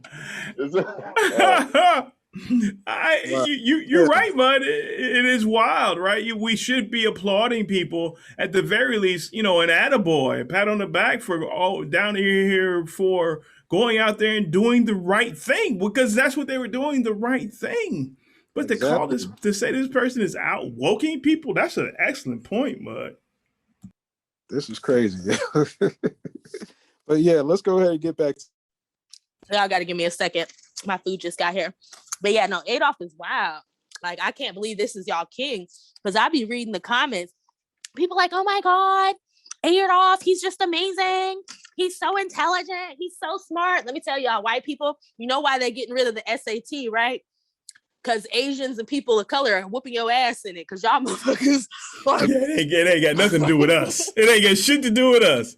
Asians, and for those of you who are trying, especially if you got kids, go to community college that first 2 years. You don't need the SAT. You don't need the ACT. Go to community college. It's a lot cheaper. Go to community college the first 2 years. Transfer to the state university and get that university bachelor's degree. Right. Get that associate's degree from the local community college, and then transfer into that state college, and then get that state college degree. This whole SAT ACT thing. Yeah, the hard way. I got my associate's degree. Exactly. I was 29. That's 2 years exactly. ago. I'm with you, John. I didn't get there till I was in my 30s. You're ahead of me. Shit. Do your thing. And I had the GI Bill. I had no excuse. None. You know what I mean? So you doing the right thing, man. I'm trying, but not MG. Now, real talk. Like, y'all really going into the next level. But like, I'm here, and I don't know why I'm here. I think I know why, but I'm pretty sure I know why. But nigga, I ain't gonna lie, but getting your associate's degree though, especially if you poor and you Black, if you want to go to school and you can't really get a scholarship and you don't want to go into that debt, I'm sorry, just go to the county, go to community county, just do it. It's gonna be rough. I know y'all, all the other friends that might be more stable, or the white friends is going directly to them schools, like, but you don't want, feel me? See that's the crazy part Negroes gotta dealing with being that social acceptance, like everybody going off to school, going to these schools, even if you got into the school, if you can't pay for that shit, then I think that as of now, before we get everything situated, community colleges may be a good option for our people if they really want to go to school. A great option. It absolutely is. Because we got to remember, pretty girls out there, go find a husband.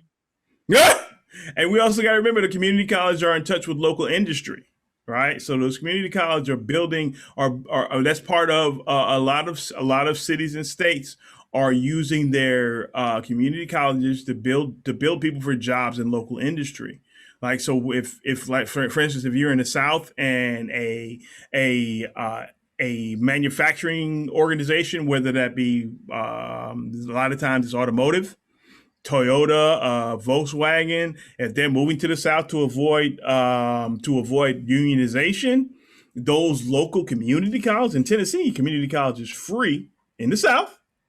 To the community college is free. So if you're a resident of Tennessee and you want to get into those high-paying jobs that in manufacturing or whatever it is, you need to go to your local community college and tell them what you're trying to do, right? And it's cheaper, it's faster, and a lot of times they have certificate programs because industry will tell them what they need and how fast they need it. They'll have certificate programs, and you won't even have to register for regular classes. You go through that certificate program in 5, 10, 20 weeks, and you're on a...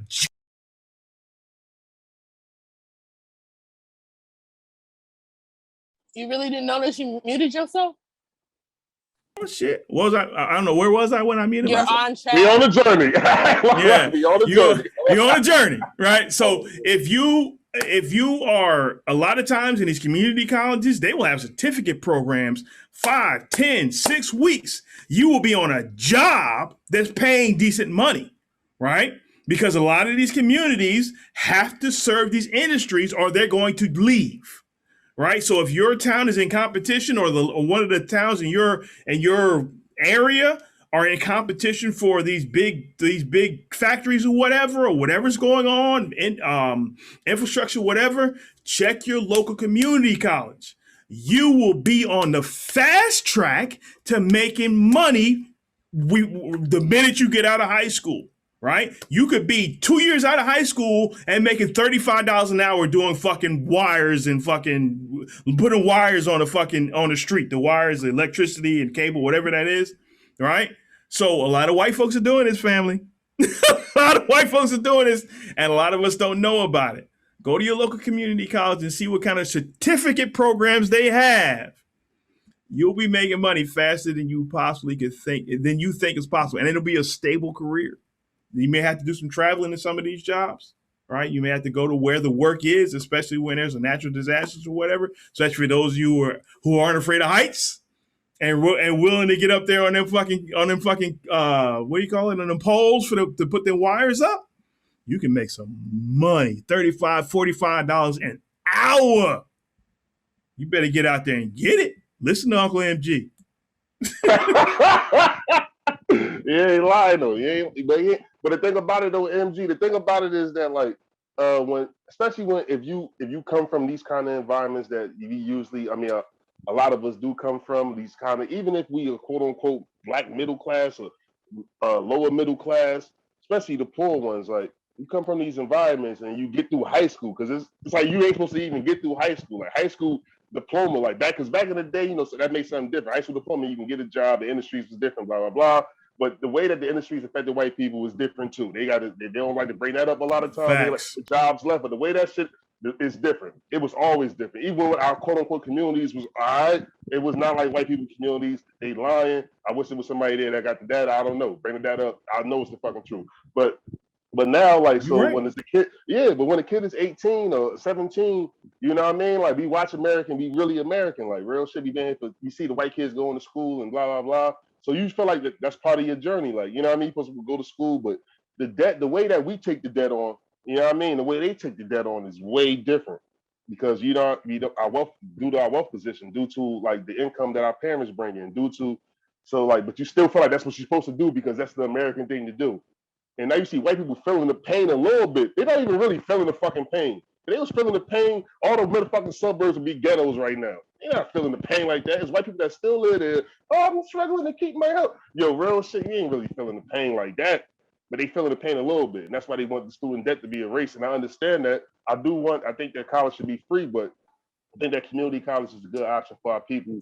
And you know what I mean? And if you're a parent or if you're somebody that can really get our kids into, you know what I mean? Like if you're really in a certain economic position, especially for kids that descend from slavery, And if you got the opportunity to go to community college, that might be a good step to whatever you want to get into. You know what I mean? Whether you want to go to a 4-year, continue your education, that might be a better step for us. To the Crypt Keeper, talking about how white ladies who sacrifice their life for Negroes are super work and fuck them. That's some horrible shit. Goddamn, Adolph, you a cold son of a bitch. Shit like that. I really don't. I mean, it's pretty repugnant.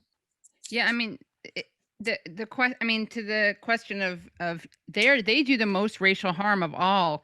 Like, she provides no proof of that at all. Right. She literally and I does. think obviously there's self-interest there, but I think she's maybe like to be charitable, though she doesn't really deserve it because she's totally disingenuous, I would say. But let's read her as not like let's read her as. Right.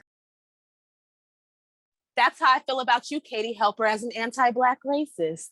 Every time I see you on a show where you're talking about Black people and it's about helping Black people, your whole face twists up like a big fucking sourpuss. You're an anti-Black racist. You're a white liberal, and you don't see yourself as a racist. This book is for you, you raggedy bitch. I said it. Ooh. As naive. I think maybe she's confusing Whoop Katie how Helper's ironic ass. it is. Don't vote with Jesus. Jesus threw out the money changers. He was flipping tables. Jesus was a radical. Jesus would have spit on these fucking RBF face. He would have spit in this RBF face. And she would have fucking killed him. So fuck her and fuck that WWJD shit. Because JD would have whooped their ass. Okay.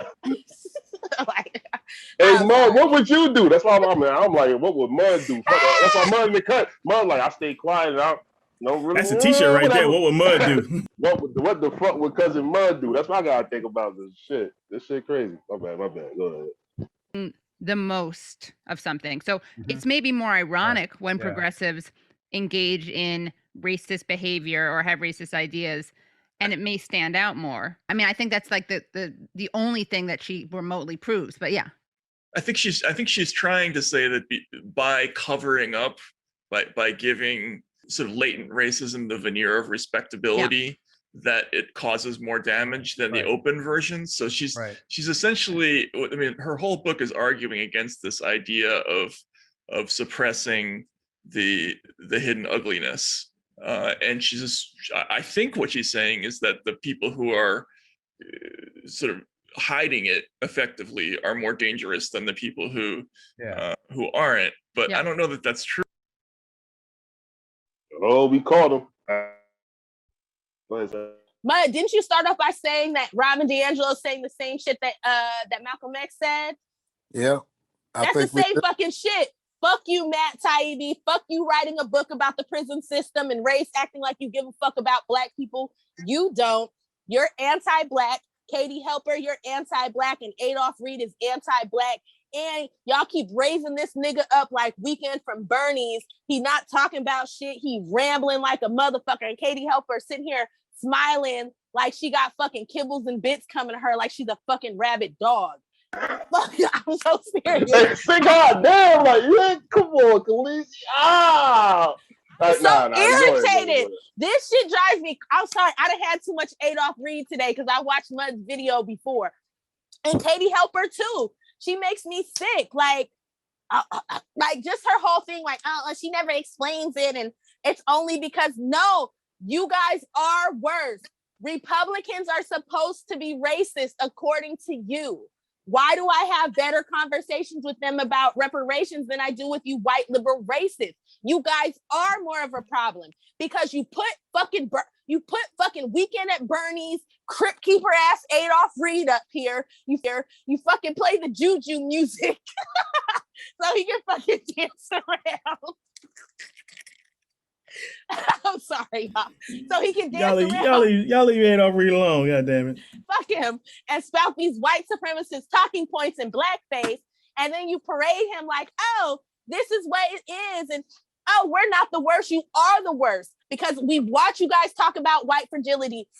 You're basically saying that white people that want to better themselves and be better allies to Black people shouldn't do it because this white woman wrote her book. And then bitch ass Matt wants to be like, oh, well, wasn't it back then about policy? No Black person is saying that we want to change hearts and minds over we wanting fucking policy. We want motherfucking reparations. I don't care if Katie Helper, Kyle Kalinske, and all the other ones who are anti-Black decide to get together and have a blackface party and scream rap lyrics with the N-word at the top of their lungs. Give me my reparations. I don't give a fuck about your minds, your hearts, none of that. Give me my money, do wealth redistribution, give us $25 an hour, give us all this shit that's supposed to turn America into a utopia after you give me my reparations. And then for you anti-Black racists who don't want to live around Negroes, I won't live around you. I'll go live somewhere the fuck else. But I don't need your hearts and minds to change. And this shit and the way they're just dismissing everything she has to say is a problem for me. Because like I said, I think Robin DiAngelo, what she's doing is great for people who are interested. But she's not forcing that shit on anybody who isn't interested. And as for her doing her corporate trainings, they fucking pay her to do that shit. And I doubt when she goes in her corporate training, she's talking so much about hearts and minds. She's probably talking about how what you do affects people in the workplace. Because with every lecture, you change for the audience. If you have a lecture for high school students, it's different than a lecture for IBM. It's different than a lecture for college students. It's different than the lecture for your church. You tweak each one for each thing. Bitch, you're being disingenuous and I fucking hate you. And the only time you have Negroes on your show is when they are fucking kissing your ass and fucking pushing your bullshit ass talking points. Sorry, MG, I didn't see your fucking interview. But this RBF, I am tired of looking at.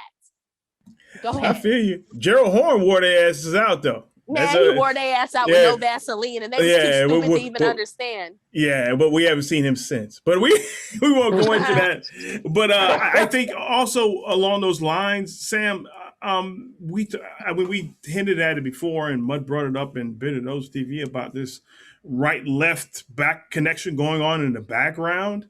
Again, this is connected to my mind. Okay, I don't have any proof other than speculation, right? Is that this is the left-wing version of critical race theory. It's basically telling white folks you're fine the way you are. You don't have to deal with race and racism. We'll move on without it. It's the same shit as critical race, the anti-critical race theory shit, right? But it's just on the left. It's the exact same shit. You don't have to deal with race and racism because we're moving forward and the world is going to change. This is all coordinated. This is my view. This is my opinion. And if you don't like what I'm saying, fuck you, don't listen. Right? But this is all coordinated to stop us. It is all coordinated to keep us from staying a relevant concern in American politics. Right? And for those of you on the left, this should send off alarm bells for you. Those of you who having moral underpinnings on the left, because a lot of y'all full of shit just like the right wingers, right? Obviously. So if you have moral underpinnings, a lot of the left is sheep like the right wingers. Y'all talk about how dumb right wingers are and how they just pay attention to everything. Mm-hmm. Some of your fucking favorites are propagandists. Y'all watch Crystal and Sagar. They lie all the time, just like MSNBC, just like Fox News, but you fuck with them. Mm-hmm. Go ahead, MG. Yeah, but they fuck with them because they're proffered, right? They're put out there as somebody you should listen to, right? So now the polls are sort of shifting, right? Because we've been here for a minute. Now Tim Black has shifted. There's other people out there, TD Hip Hop America, Torian Rain. There's more people for the left or people who would consider themselves left to listen to because this coalition of leftists talking about this. It was the Useful Idiots. It was Kyle Kalinske. I don't know whoever else was involved in this, speaking bad about white fragility. I tell you what, if those of you on Twitter, do an experiment. At Matt Taibbi or Katie Halper or the Useful Idiots Twitter handle, whatever, and talk to them about, I think you guys are full of shit on white fragility. You will see people you have never seen before in your mentions. They will be in your mentions. They will be in your mentions in the blink of an eye. That's the sign of an op. A psyop trying to change your mind about this shit, right? And when I say psyop, it doesn't have to be from the government. There's a lot of think tanks that run these psyops. There's a lot of PR organizations, PR companies that run these psyops. They get paid good money to run these psyops. And people you have never seen before will pop up in your mentions telling you are wrong about white fragility, right? So you will see this all the time. Right now, there's a psyop. There's social media. It's more a social media driven op against Nina Turner because she just recently came out for pro reparations. Or recently came out loudly pro reparations, right? And now the what do you call them? The Democratic machine, who doesn't want her to win because they still mad at her about her taking Bernie's side over Hillary in 2015, 2016. They're out here swinging for the fences, looking for anybody talking about reparations and talking. They want to talk shit about Hillary. I mean, talk shit about Nina, right? And it's all connected. It's all connected, and it's all driven by money. We're all being manipulated. So something to think about, family. Go ahead, Sam. I want to talk. No, I'm gonna be nice, but if you're gonna bring her up, I'm gonna say how I really feel. So if you want to talk about her on your Twitter, that's one thing. But when you start talking about her on this show, you're representing all of us, and all of us don't feel the same about her. Yeah, and that's fine. That's fine. I don't have a problem with that. I'm just saying, but I'm talking about the psyop. I'm talking about the operations. I'm not mad at you, but there are people who watch us who keep asking us to come for her, and the only reason why we not is because some of y'all like her. I am still on the fence. Yeah, and that's fine. I don't have a problem with you being on the fence. I don't have a problem with that at all. My point is, I'm just trying to bring out a point of these operations, these PR operations that are going aggressively at people who are say anything positive about reparations. That's my point. And I'm trying to save our mentions. I'm through messing with y'all. Oh Lord. Hey, you know what I do need? It's Sunday. I can't be doing this on a Sunday. This Jesus Day. This it's White Jesus Day. Our people care about Jesus in the. You can't be doing Praise this right white now. Jesus, like Uncle Ruckus said. All right, let's play some more of this. There's only a little bit more of this one, anyways. True. I mean, it feels more like something you might convince yourself if you lived in the suburbs, but I don't know. I don't live in the suburbs. I can't stand you fuckers. People, I don't hear much of this anymore, but you still hear some here and there who would say, "Well, I prefer the upfront, out and open racism of the Jim Crow South. I do to the genteel, submerged racism of the I suburban do. North." Well, can we take a poll? Can we take a poll of us 4 Negroes? Who would rather have their racism up front served to you on a platter in your face so you know where not to be versus stumbling into places that you're in just as much danger as you were when those white folks told you you're not supposed to be around here? I prefer my racism up front. Yeah, I'm a concealed carry guy. But you wherever I pop up, I'm ready. Yes. But how do you prefer your racism? Would you prefer your racism? Yeah, I mean, you're right. I prefer to know where I can and cannot go. That is absolutely true. John. As y'all can see, I mean, you can't see, you see some, but as you can see though, I like my liquor straight up, no bullshit, no chasing, and I'll take my racism that way too. I prefer my racism that way too. Mud. You still there, Mud? What do I talk? I didn't take off mute. No worries. Yeah, I prefer my racism up front. I think it's very funny for them to act like they don't understand the concept of like knowing who your enemies are versus having like an opponent that you don't really know about and it can sneak attack you at any fucking time. Like isn't the whole Game of Thrones, like didn't that whole Game of Thrones show kind of show people like you don't want motherfuckers plotting against you behind your fucking back? Like exactly. Like why are they acting like wasn't The Prince written by Machiavelli like this whole thing of like how you have to like be devious to gain power? Like why are they acting like they don't understand this shit? Because they get paid not to understand, especially Adolph Reed's bitch ass. He got so much money talking about I see clean Negroes and Black people are great because I see clean Negroes. I bet you do, motherfucker, where you live. I doubt you live in the hood. I see Negroes who look fucked up, who are dirty because they're homeless. And that's not a joke, or unhoused, or whatever you want to call it. Whatever it's called now, I see people of color in fucked up situations when I walk around. I see Black people the most fucked up when I walk around. Because I live in the hood. We're gonna have to cut that clip out of whatever video that's from, because you're not gonna let that go.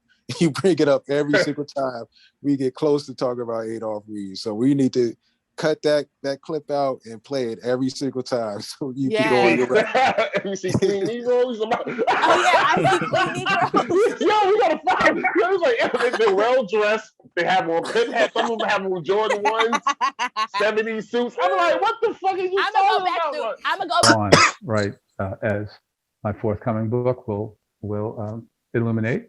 Oh, you got to plug it. What's it called? Well, I think Verso's calling it now The South, with the subtitle Jim Crow and Its Afterlives, and it should be out around the end of the year. It's a non-memoir or an anti-memoir. But anyway, but as someone who has experienced ample quantities of both, the view that the out front is better to deal with, or one would prefer to deal with it, this strikes me as a view that can be held only by people who haven't ever had to deal with the out front. So the Crypt Keeper is saying, lie to me, racist. Don't tell me that you hate me to my face. Crypt Keeper, you a goddamn lie, because I live in fucking LA and I've been to the South. And I know when I go certain places in the South, I know where I'm not fucking supposed to go. And I fucking prefer that to going certain places in LA and having to worry about people calling the cops on me when I was doing deliveries. You understand what I'm saying? Like, fuck you, Adolph Reed, talking about that's only people who don't know the difference. So you're basically saying that it is okay for people to be white liberal racist because it is better than being a Republican I hate you nigger racist. Fuck you, Adolph Reed. You are a racist apologist. Resting bitch face. Fuck you. And Splice, fuck you too. Yeah, we can't miss the point that Adolph Reed is hustling the book. That's capitalism, ain't it? He's out here hustling the book, out here trying to plug his book. So now Robert D'Angelo, she can't plug her book, she can't push her book. What's the difference? Niggas. Well, I also want to say this. I don't think, like, you're not fooling anyone, Adolph Reed. I see the little trick you played there, because what you're doing is, like, you're taking people who say, like, I like my racism up front, and what you're doing is giving them like a straw, like you're straw manning what they're saying, to the point where now they have to be like endorsing Jim Crow standards. Like, that's not what people are saying. We're basically saying we rather deal with an honest racist than deal with these motherfuckers who are like plotting behind our backs to fuck us over. Like, they'll smile in our face thinking that we can actually trust them, and then next thing you know, like, they're pulling the rug from under us. Like, that's what we're talking about. But we're not talking like, yeah, we want to go back to Jim Crow. That's not what motherfuckers are saying. Not at all. Not at all. John, what you got, man? I got motherfucking well, he basically was talking about Jim Crow, the South was horrible, blah blah blah. But you like to bring up our ancestors here on the show, Malcolm X. You know what I mean? One of our great ancestors. His father got hung by the Klan. It wasn't in the Jim Crow South, it was in the Midwest. I mean, not hung, but he essentially got lynched though. They threw his daddy on the street cart, killed him in the Midwest, not in the deep South. So stop acting like this whole country ain't racist. Like subtle racism is a fucking issue, because when you get into spaces with white liberals, because my mama had to deal with these people for years. That's the reason why I'm alive. She had to go work with a job with a whole bunch of white women liberals that would do microaggressions towards her. And now she's getting older, like, this is some bullshit. And now she want to call me the other day talking about something. They trying to do diversity. And you know what they doing for diversity? My mom was the only Negro that worked. This is a liberal nonprofit type company. They raise money for cancer research. That's the reason why I'm still here. I got somewhat of a stable life, even though I ain't rich, but you know what I mean? We more stable than my friends that's poor and everything like that. Wouldn't even say we middle class. I grew up in an apartment. Like, you know what I mean? Like, we never owned a home. My mother never bought a car. With that job, with this college degree job. So anyway, though, like, so she got to deal with this shit. She was like, so now she getting older. She kind of deal with HR shit. They trying to do more diversity, and we got to bring. So we got this new girl coming in that's Latino. I told them, my mom, like cause she listened to me now. She already know, she know what I'm doing now. She's like, oh, but she was like, I thought about it, baby. And the lady from Spain. I was like, what? It's like the lady from Spain. Nigga. They said she's a Latina. I was like, that's a white lady. She's like, yep, you was right, baby. You see that shit? That's people that we got. So people that think like you are getting the other progressive circles that do this kind of shit and block people out and play these games and tokenism and all this other stuff. Like, that's also a big issue, man. Bro, and it's the fuckers on TV who keep pushing this shit. Because he doesn't say it in this fucking video, but we watch this fucker all the time. Him, bitch ass Sauger, all of. Oh, well, you know, pushing identity with like a Kamala Harris or a Barack. No one is asking for more niggas on TV. That's that Joe Biden. I see black people. I see interracial couples on commercials. That's not what we're asking. Yeah, Bill Maher, yeah. We're asking for actual resources, and you guys are taking this shit back to tokenism. Nobody's asking for fucking tokenism. Y'all are making straw man arguments that black people don't want. Yeah. Go ahead, Sam. No, that's it. That's all the fuck I gotta say. I'm so fucking irritated. Yeah.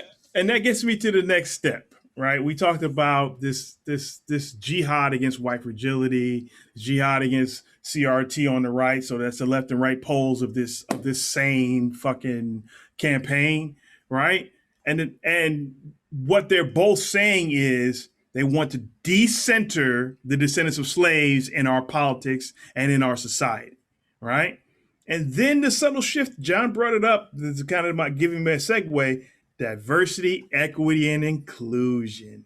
That's the training that's replacing white fragility, right? Nobody's saying anything about that, right?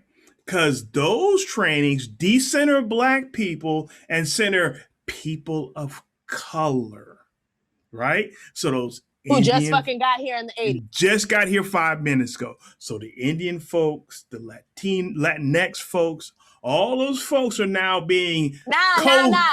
Hey, MG, scratch that shit. Don't call them fucking Latinx.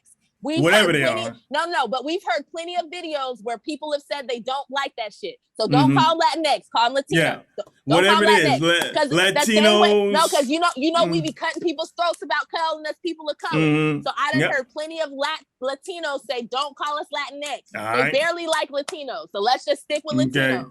Okay. So we're not gonna be out here fucking them up too.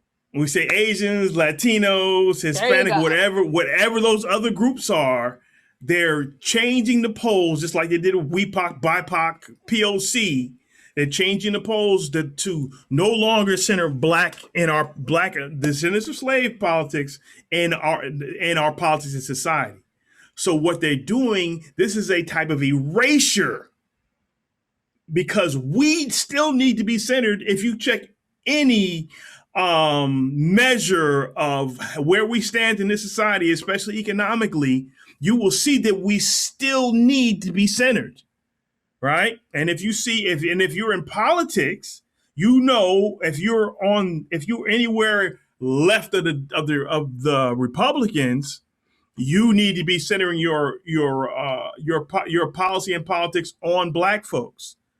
But again, we are in a space where we're being decentered, we're being erased in policy and politics in the United States. And this step from the white fragility model in these corporate spaces to the DEI model in these corporate spaces is that erasure, right? We're not fixed yet. We're far from it.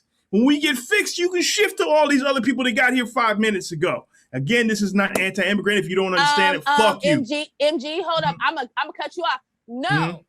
After you fix black people and pay them reparations, no, you can't fucking switch to people who got here fucking 5 minutes ago. You switch to the 40 fucking million poor fucking whites who have been here for a fucking 100 years.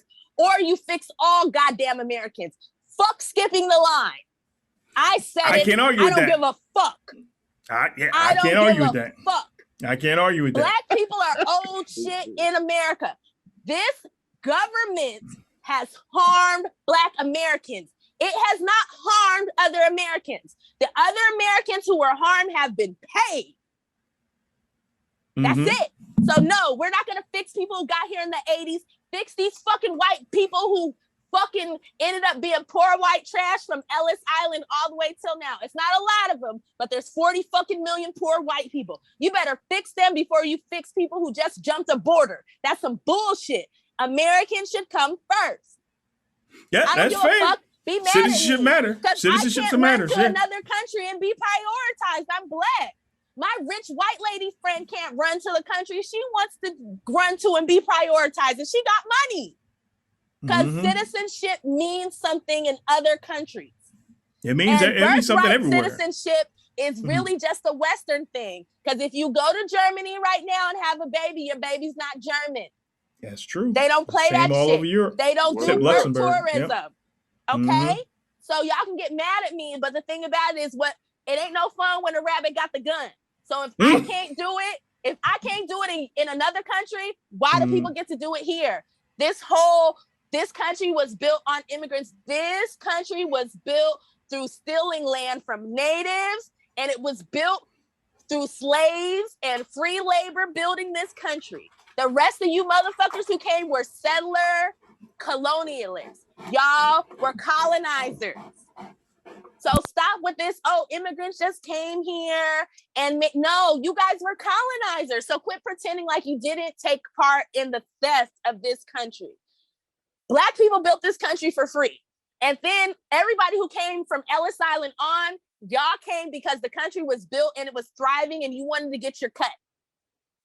And for those of you who be like, well, my grandparents came and they just worked in the North and they didn't own slaves. That cotton that your grandparents was fucking making them clothes out of, that shit came from Blacks in the South working for free. No Blacks in the South working for free, no job for your fucking penal colony ancestors.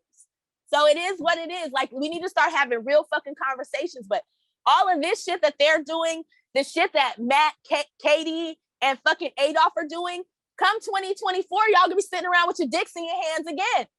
And it's gonna be an even more fascist Republican going into office. And gonna be sitting around being like, why didn't Black people vote? Or why did Black people vote for the fascists? Why? Because we keep voting for you so-called good white folk who are these white liberal racists who keep telling us shut the fuck up and not serve us. And then you get mad when we don't do what you want us to do. You not giving us voting is an exchange. I keep saying this. Black people are the biggest whores out here. We are the hungriest and the thirstiest. We gonna do the dirtiest shit for the most money. Y'all need to pay us. If you pay us, don't be not all whores, Sam. Like, I ain't legit. I did a little bit. God, stop. I'm Black people are don't do it whores. like that. Don't do it You like need that, to pay us. The cost of us putting out is reparations. If you pay us reparations, we will let you do everything else. So all of this wealth redistribution, all of this fixing white people, all of this free college, all of this debt forgiveness, all this loan forgiveness, all this free housing, we will give you everything after you pay reparations. That is the cost of motherfucking doing business. And either you're going to pay the cost of doing business or we're going to put on these drawers and walk the fuck out. Sam brings up a good point in a roundabout way. Is that we as Black Americans, I can say, well, let me say adjacent to her point, is that she has a good point because we are not being served by the Democrats or the Republicans. We are available to be used at your political whim, but you got to pay us, right?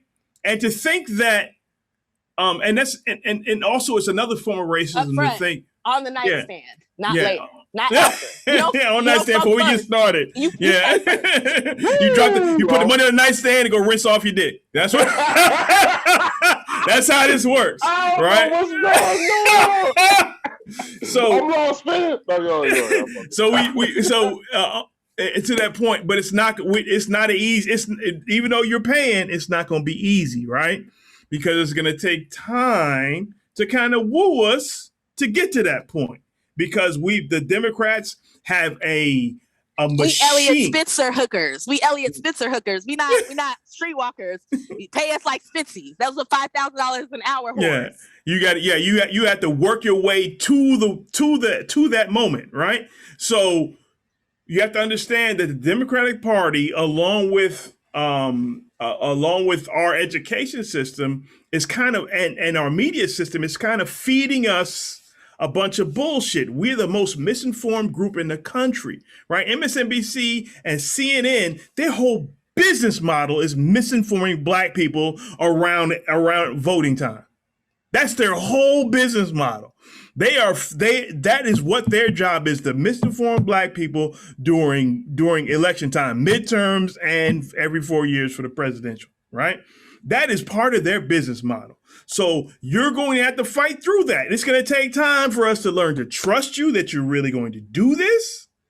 And it's not because a lot of people will say, well, we tried. Well, we talked about reparations for all of 5 minutes, and these folks didn't come running along. No, it's going to take time. And it may take a whole cycle, 4 years, maybe take 2 cycles, 8 years, right? But you motherfuckers need to do it, or you're gonna lose in the big elections. And we also recognize that some of you don't give a fuck. You'd rather that to lose than to serve black folks. We recognize that. Good, and fuck you and your children and your grandma. And your grandma, right? No lose. So that is what it is. John Mudd, what you got?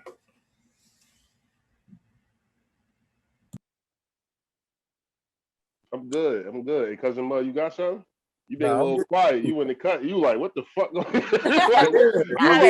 I'm like, my nigga, I'm like, nigga, what should I do? Nigga, should I go get it? Well, nah, I don't know. Tired. People are tired. Black people are tired. Look, Annie Lou Hamer said she was tired in the fucking 60s. Like, goddamn, you can only imagine sick and how tired of being sick and tired. That's my idol. That's my idol. I love Fannie Lou to death. Mm-hmm. You know? I'm just saying, think about that. Like, all these years later, we still sick and you can listen to Baldwin. He was saying the same shit in the 60s. You can watch black and white videos of black people saying the same shit we saying now. Fucking white people, get it together. Mississippi or the Alabama sheriff, who really does believe when he's facing a Negro boy or girl that this woman, this man, this child must be insane to attack the system to which he owes his entire identity. Of course, for such a person, the proposition of which we're trying to discuss here tonight does not exist.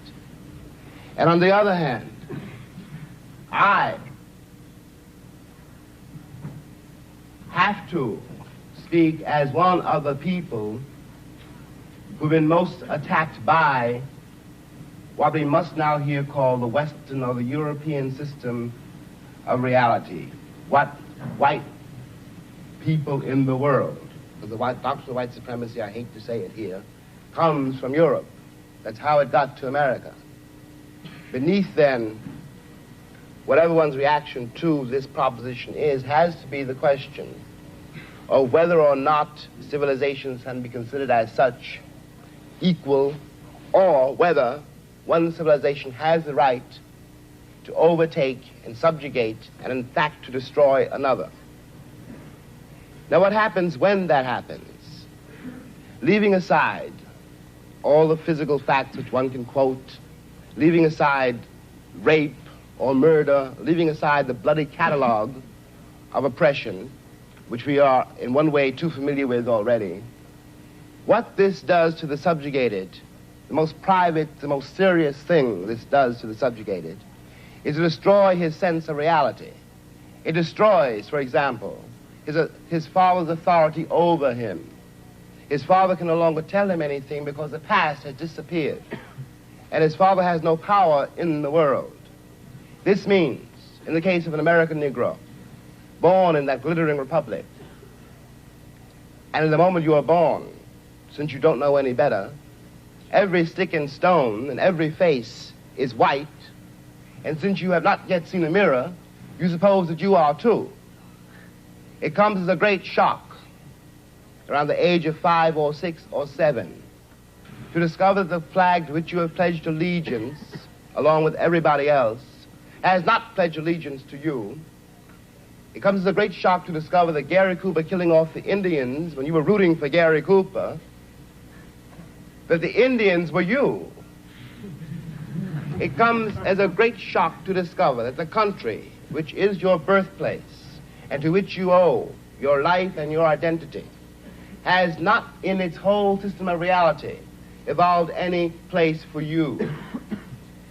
The disaffection, the demoralization, and the gap between one person and another, only on the basis of the color of their skins, begins there and accelerates throughout a whole lifetime, so that presently you realize you're 30 and are having a terrible time managing to trust your countrymen. By the time you are 30, you have been through a certain kind of mill. And the most serious effect of the mill you've been through is, again, not the catalog of disaster. The policemen, the taxi drivers, the waiters, the landlady, the landlord, the banks, the insurance companies, the millions of details, 24 hours of every day, which spell out to you that you are a worthless human being. It is not that. It is by that time you've begun to see it happening in your daughter or your son or your niece or your nephew. You are 30 by now, and nothing you have done has helped you to escape the trap. But what is worse than that is that nothing you have done, and as far as you can tell, nothing you can do, will save your son or your daughter from meeting the same disaster and not impossibly coming to the same end. Now, we're speaking about expense. I suppose there are several ways to address oneself to some attempt to define what that word means here. Let me put it this way, that from a very literal point of view, the harbors and the ports and the railroads of the country, the economy, especially of the southern states, could not conceivably be what it has become if they had not had, and do not still have indeed, and for so long, so many generations, cheap labor. I am stating very seriously, and this is not an overstatement, that I picked the cotton, and I carried it to market, and I built the railroads under someone else's whip for nothing. For nothing.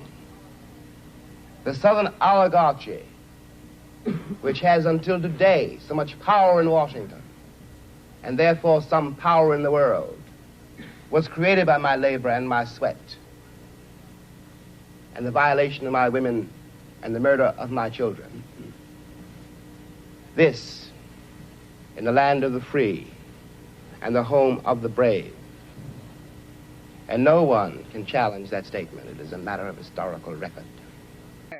Yeah, you got to listen, and they got to listen to Baldwin in context, because they love Baldwin out of context.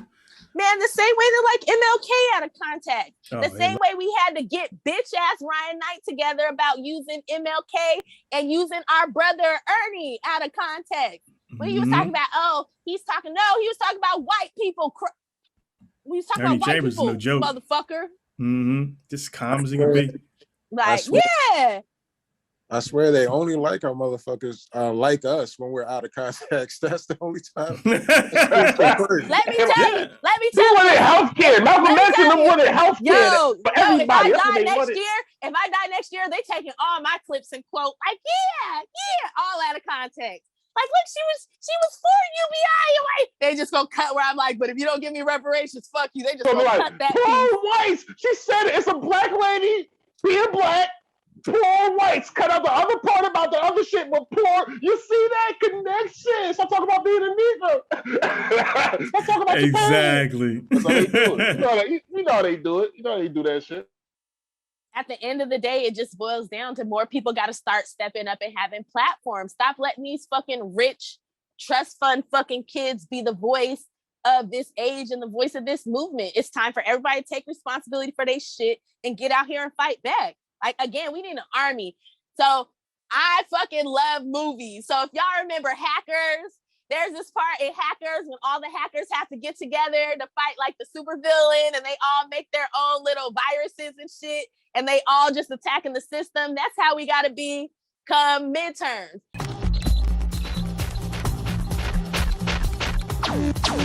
There's a new virus in the database. What's happening? It's replicating, eating up memory. What do I do?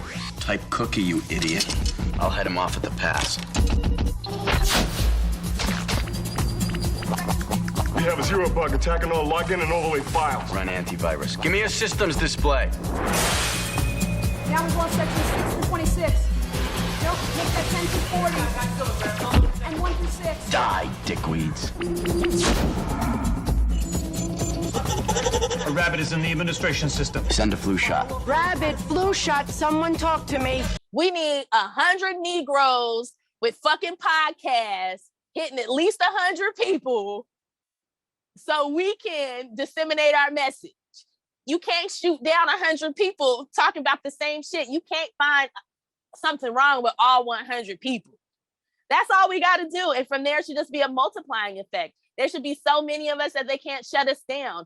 For those people who came in the ADOS movement when hashtag ADOS first started, y'all have noticed hashtag ADOS talking points have permeated into normal talking points to the point where people who have never heard of hashtag ADOS are repeating our shit.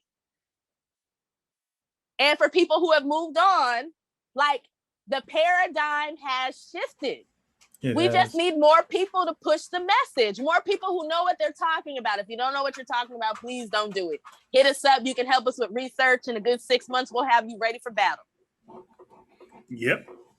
And go from there. So can we play the rest of this bullshit? All right. On a regular basis. Right. Mm-hmm. And again, like I'll go, to Lyndon Johnson on this, right? Like the point, racist, as he pointed out, that the point of the Civil Rights Bill of 1964 was not to change people's attitudes; it was to change their public behavior. And isn't that you got a the point right of to have policy? whatever fucked up attitude you have. And I agree with that. So that's my thing. Okay, but Robin DiAngelo isn't saying that you're not allowed to have a fucked up attitude. Robin DiAngelo is saying if you don't want to be a piece of shit racist, here's how you can be better. I fucking hate you people. I think this is enough. We got other clips, so we like 2 hours in. You got to unmute yourself, MG, so you can get in on this. I've been drinking. I've been drinking. I've been drinking. We drinking. I think y'all know what I do, man. I think go ahead, MG. I think combined with what Mud is doing a bit of dose and what we've done in the past with this issue, I think we covered enough. And I think it would be helpful for people to just go dig in because we got a lot. I didn't realize how much shit we had. We done covered everything. We done covered all kinds of shit. And we're literally starting over. Yep, and we back everything with data. We back everything with history. So we've done our homework. We've done our due, and it's time for folks to come in, and we're going to continue to do so. Don't get it twisted. We're going to continue to roast people. We continue to go at people who try to fuck our people over. And we're going to do that. No and matter we're gonna what race they are. So just because you black doesn't mean you won't get this ass whooping. Like exactly. I said, we coon hunt around here. Exactly. and we're going to continue to target the left because that's our show. Right? We're going to continue to target left. We don't give a fuck. You can come in our mentions talking about what about potential allies. Fuck you. If I got to preach to you about justice for my people, you're never going to be an ally. So you can get fried just like everybody else. You can be ally. Listen, so for all of you like, you're alienating allies. You can be an ally with me as soon as you can be an ally with a gay person and tell them that you don't believe that they should be married. As soon as gay people will allow you to be an ally to them, telling them that they don't deserve to be married, they don't deserve families, until you try them like that, once you get all gay people to agree to that, then we'll be allies. Until then, you can go fuck yourself. The same way a gay person tell you to go fuck yourself when you told them that they can't get married and have a family. As they should. Fuck you. Yeah, it's a new political reality when you're dealing with black people now, right? If you're not on our team, you're not on our team. And we got a simple litmus test. Where are you on reparations? Right? Very simple litmus test. And the left, right, like we talked about earlier with all this right-wing folks paying folks to do stuff, and Adolph Reed talked about people paying people to do articles and book reviews, and oddly enough, Matt Taibbi did a book review on White Fragility. White Fragility, and all of a sudden there's a storm on the left, including your boy Sagar, who is a right winger, but that's just speculation on my part. But all this stuff is connected. All this stuff's connected. A right winger that has more impact, that people listen to more than black people on the left, which is wild to me. Because he gets propped up as a brown person who comes from a higher caste. You got this rich brown person, which brown doesn't even count.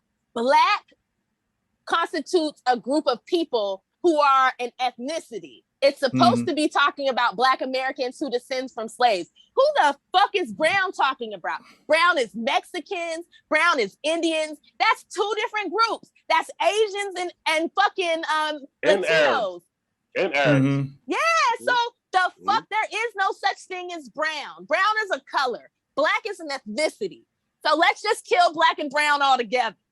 And to that point, while they're telling us or trying to chastise us about alienating potential allies, no one seems to care about these potential allies alienating us. Preach. It never, like, we have to sit here and be the ones to hold these people accountable because no one else wants to fucking do it. This is a fact.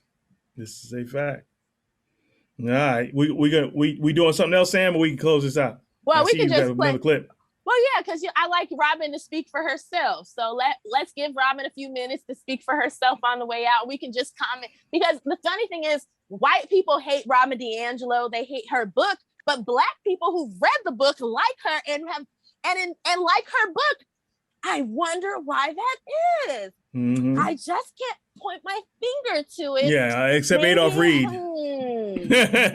Except for Adolph Reed and Candace Owens and bitch ass Adolph Reed's baby and probably fucking Bree. I don't know. I've never heard. You call him Adolph Reed baby guy? It's my Tor Reed. Which one? Let's go. His baby. Don't call him his. Don't do that. Yeah. Hey, wait a minute now. Hold on now. Wait a minute now. Bree has some revolutionary black folks on her show, and she got a tan. God damn it! She is blackity black. I'm black though. To understand that is black. You know what? But do y'all check Bree's numbers for all the white propping up she's had? Her numbers ain't hot like that. I haven't looked at the numbers, but that makes sense. Because all the time she spends like on The Hill and Breaking Point and Jimmy Dore, like her numbers should be way higher than what they are. Yeah, but there has always been this dynamic. Yeah, there's always been this dynamic where black people on the left don't get the same level of support as white people on the left. There's always been that dynamic, and I called it out. That's because the majority of people are white, and white people don't really care about. But at the same time, I called it out on my old account. I was like, hey, wait a minute, because I was looking at everybody's following. I was looking at that time, I was looking at Ben Dixon, Noah Changa, Tim Black, all these black folks on the left who are saying much of the same stuff that people on other white folks on the left were saying, but they have like a quarter, 1/8 of the following, right? So especially in Patreon, if you're supposed to be the left, you're supposed to be anti-racist, you need to put your money where your fucking mouth is. That's black capitalism. That's black capitalism. People got Negroes mad are at supposed to be me. broke. Black That's just- capitalism. Black capitalism, MG. We're not supposed to support Negroes. That's capitalism. Fuck them niggas. I give Jimmy Dore all my spare change, but these Negroes talking about the shit we need to understand will never get it. Because black capitalism, we don't want to encourage them niggas to open businesses. We want socialism. Yeah, and that's part of why it was important for me to start this project, the Reset Race project, without depending on their money. Right? That was important to me because now when we build, as we build forward and we start getting people on Patreon and so on and so forth, they know what they're getting. They're signing on for the full load. And if you watch Tim is growing. He's made like 2,000 pieces. He's added like 2,000 people in the last 2 weeks. That should tell you something. There are folks on the left that are looking for this message. They want to hear what Black people really want and really recognize that we are important to the left movement, specifically Black Americans, because DSA has sold us out to folks that ain't us, right? They fell for that bullshit. All Black people are the same, even though we're 90% of the Black people in the country. But in any event, let's run this, Sam. I'm sorry. When white people claim not to feel safe in discussions of race, right? When we insist that we need ground rules and guidelines to engender trust and safety, I think we're actually perverting the true direction of violence, quite frankly, by using terms like safety and dangerous when merely discussing race, right? I think the word safety out of a white person's mouth on this topic is illegitimate.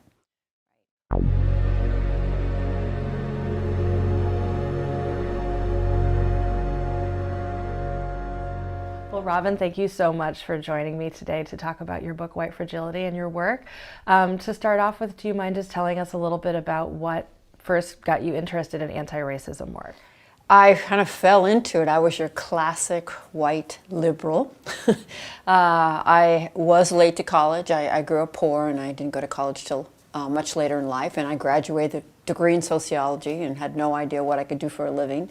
And I applied for a job as a diversity trainer. And I thought two things that'll show how naive I was. One, that sounds so fun.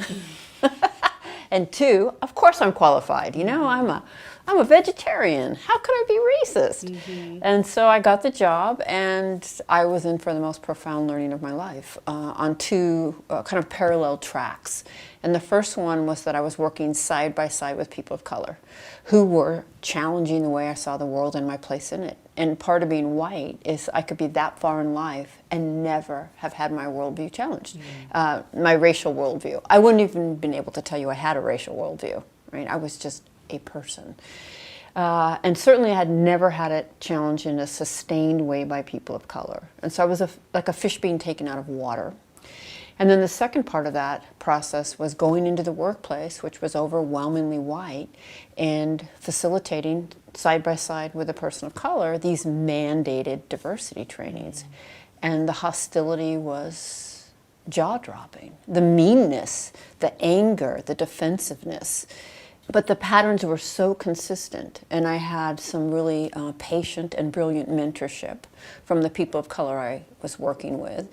And over time, I just got better and better at not only understanding how we pull this off, this claim that race has no meaning in our lives, even as we live profoundly separate and unequal lives, but also really good at articulating that to other white people. And so I went on to get my PhD. But I certainly wasn't born and certainly wasn't educated in the mainstream system to see any of this. So I'm curious to know if you have done much work with educators and if you see any applications for your work specifically in K-12 school settings. Absolutely. I am a former professor of education. So I've worked many years in large teacher training programs.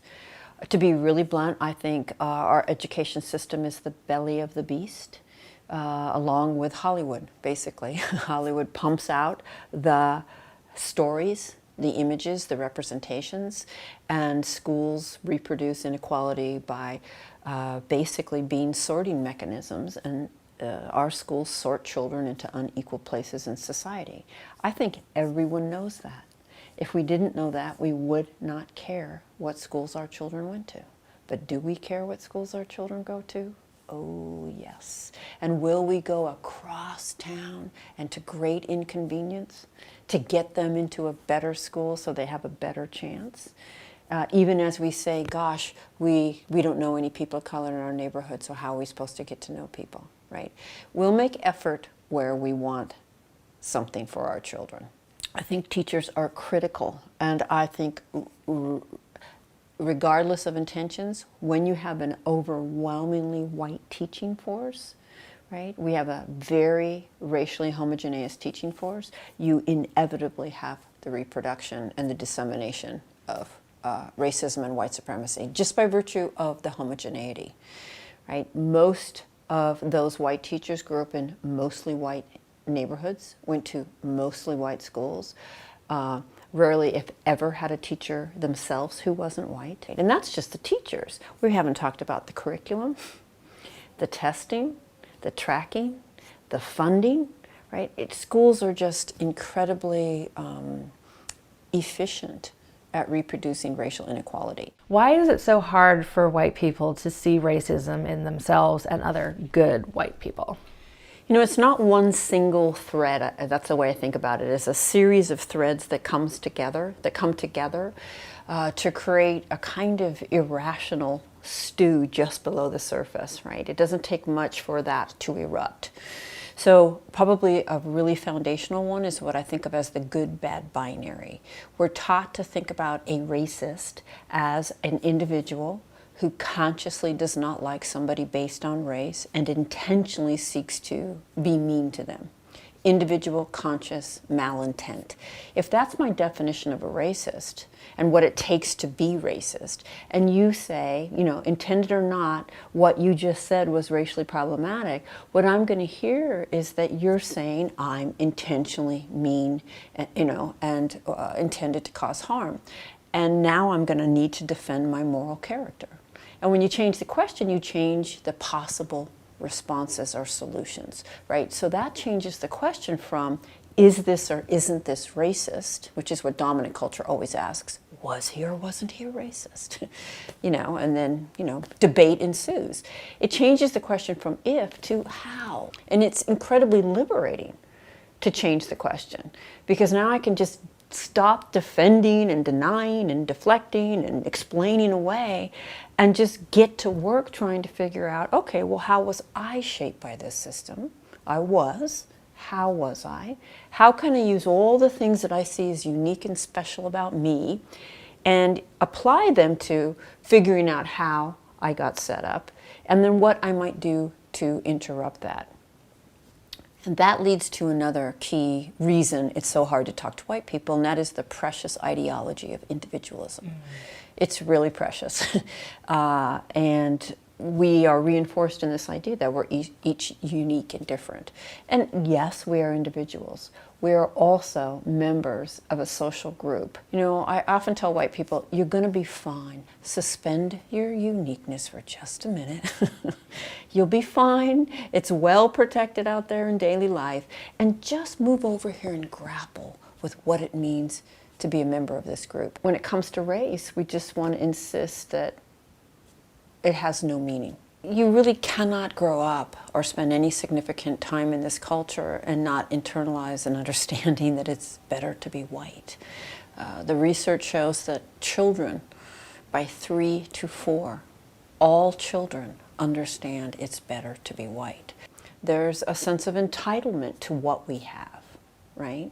The ideology of meritocracy that says, you know, whatever I have is purely from my efforts, right? And I want to be really clear. I'm not saying white people don't struggle, don't face barriers, don't suffer. But we don't struggle, suffer, and face that barrier. And it's huge. It's a huge barrier. And not facing it, of course, impacts the outcome of my efforts and my work. So in a nutshell, what is white fragility? Well, when I coined that term, the fragility part was meant to capture how little it takes to upset white people racially. For a lot of white people, the mere suggestion that being white has meaning will cause great umbrage. Generalizing about white people. Right now, me saying white people, as if it had meaning, one, and as if I could know anything about somebody just because they're white, will cause a lot of white people to erupt in defensiveness. I think about it as the sociology of dominance. This is how we maintain our dominant positions. This is how we maintain control racially, is through this white fragility. It causes people of color to have to walk on eggshells lest we lash out at them. And, you know, the consequences aren't small. I mean, at the minimum, there's all the having to take care of and all the focus that now goes to the white person who's been unjustly accused. But at the extreme, there's losing your job, there's criminalization, there's institutionalization, there's increased blood pressure and heart disease and shorter lifespans. You know, it's a serious dynamic. And it's deeper than just defensiveness. Keep that in mind. It's defensiveness that functions to maintain the racist status quo and the white position within it. And that doesn't have to be conscious. I'm not sitting here thinking, I know what I'll do. I'll burst into tears, and then everyone will come and comfort me, and the person who gave me the feedback will become the bad guy. I'm not thinking that consciously. That's not really relevant. What's relevant is that is the impact of that response. That is what's going to happen. It's like a script, and we have to pay attention to that. We talk about how white paralysis is in some ways a form of white fragility, and what recommendations do you have for white folks who maybe recognize that they have some internal biases, but become kind of stuck there, meaning that they're really at that point no longer willing to engage in cross-racial dialogue or talking about race because they feel too afraid now that they've kind of recognized that they in fact do have racial bias? I would start by recommending they read my article, Nothing to Add: The Role of White Silence in Cross-Racial Discussions. And the point that I make in that article is I take every rationale that white people use for why they didn't engage, why they never said anything, why they didn't speak up, and then I speak back to that rationale from an anti-racist framework. So for those listeners who are involved often in cross-racial discussions, if you pay attention, you'll notice patterns. And those patterns are that white people tend to speak first, speak most, do the intellectual work, and then people of color do the emotional work, right? And so if I'm noticing that, right, I'm noticing that people of color are really taking risks and being vulnerable and showing themselves, and white people are going into their, philosophical and society and, those distancing moves we make.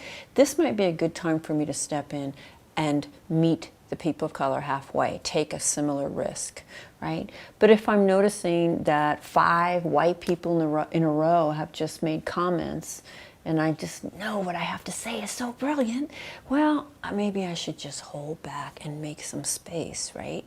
I'm not going to get that call right by everybody. There's just no way. But that's what I should be paying attention to and thinking about. What's going on in the room?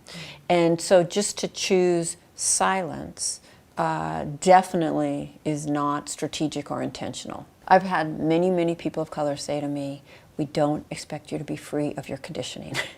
And we're not looking for that. We need you in the struggle, right? What we're looking for is in those moments when that conditioning surfaces, right, where can we go with you?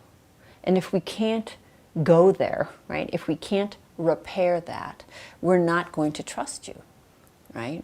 And of course, when it surfaces, insisting on good intentions will not show that, that they can go somewhere with us. And that's when they may give up, or the wall may go up, or they may stay in with us, but it's not going to be an authentic relationship. For me, thinking about this through the lens of sexism has been really, really useful. So when there's a piece of feedback I've been given, let's say, and I'm feeling defensive about it, and I'm thinking of responding in a certain way, I just changed the roles in my head, and I imagine that a man has just said to me what I'm thinking of saying back to this person of color, and then usually I can see it really, really clearly. You know, as a feminist, I thought about sexism and the way that it worked, you know, most of my life, right? I'm not new to that the way I was when I came to kind of racial consciousness, right? It's so much easier to think about where we have less and so much harder to think about where we're benefiting from somebody else having less, right? And if I was in a session with a group of men and the topic was sexism and rape culture, and a man sat there and never said a word, I would not assume he was supportive of the conversation. I would absolutely assume he was hostile, because that's my experience, that usually that move is one of hostility. It's a power move at the minimum, because in that setting, if we're talking gender, I'm going to be acutely aware of the power he holds as a man. And so his silence is going to unsettle me.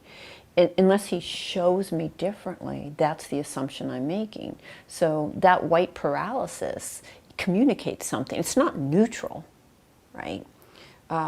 It doesn't allow people of color to determine where you're coming from and how they might be able to be with you in a way that's safe for them, right? The assumption, again, is going to be that you're not supportive of the conversation or the process. I mean, as soon as you say the word paralysis, yeah, we're talking white fragility, right? I mean, how does it function? I mean, that keeps coming back to, if it functions to protect, you know, your position, to protect your blind spots, to protect your worldview, to protect your comfort, then it's functioning to protect racism. So yes, it's white fragility. Tell us what you mean. You write in the book about the psychic weight of race. Can you talk a little bit about what that means? So we don't bear the weight of racialization. I move through the world without a sense of myself as a racial being. If we're going to go to a workshop or I'm going to take a class on race, my expectation is that we're going to be talking about Michelle Obama's race. We're not going to talk about my race, right? So we have this very unracialized identity. And in this society, because of that, it becomes a psychic weight or burden that people of color are always holding. They're seen as the holders of the answer, right? I mean, we go to them when we want the Black experience. When we just want the human experience, we'll go to white people, and usually white men, right? Who don't speak from any particular position. They just speak for all of humanity, right? Toni Morrison speaks for the Black experience. And when we want that, we'll go to her. But even then, if we don't like what she has to say, we're going to dismiss it, because we also feel qualified to determine whether people of color's claims of racism are legitimate or not. We're kind of arrogant on this topic. I don't carry that burden of always having to be conscious of my race, because I can assume that people are going to not give me the benefit of the doubt because of my race. In other words, I can assume the benefit of the doubt. For example, it's inconceivable to me that if I was waiting for a friend in Starbucks without ordering, I would ever be asked to leave, much less have the police called, right? So I don't have to think about that. When I get pulled over, it's just not inside my consciousness to think that I could be harmed by the police officer. I might even, you know, get my back up if I didn't like the way he talked to me, right? So I don't have to be conscious at all times about how other people see me racially and the danger of that. So that's the burden of it, is to always be aware. You have a chapter in the book about white women's tears, and I think that even reading the name of that chapter might cause some white fragility in some readers. Can you talk a little bit about where that term came from and why you chose to write about it? Well, I can't claim credit for the term, and I think people of color and women of color have been writing about that for a long time.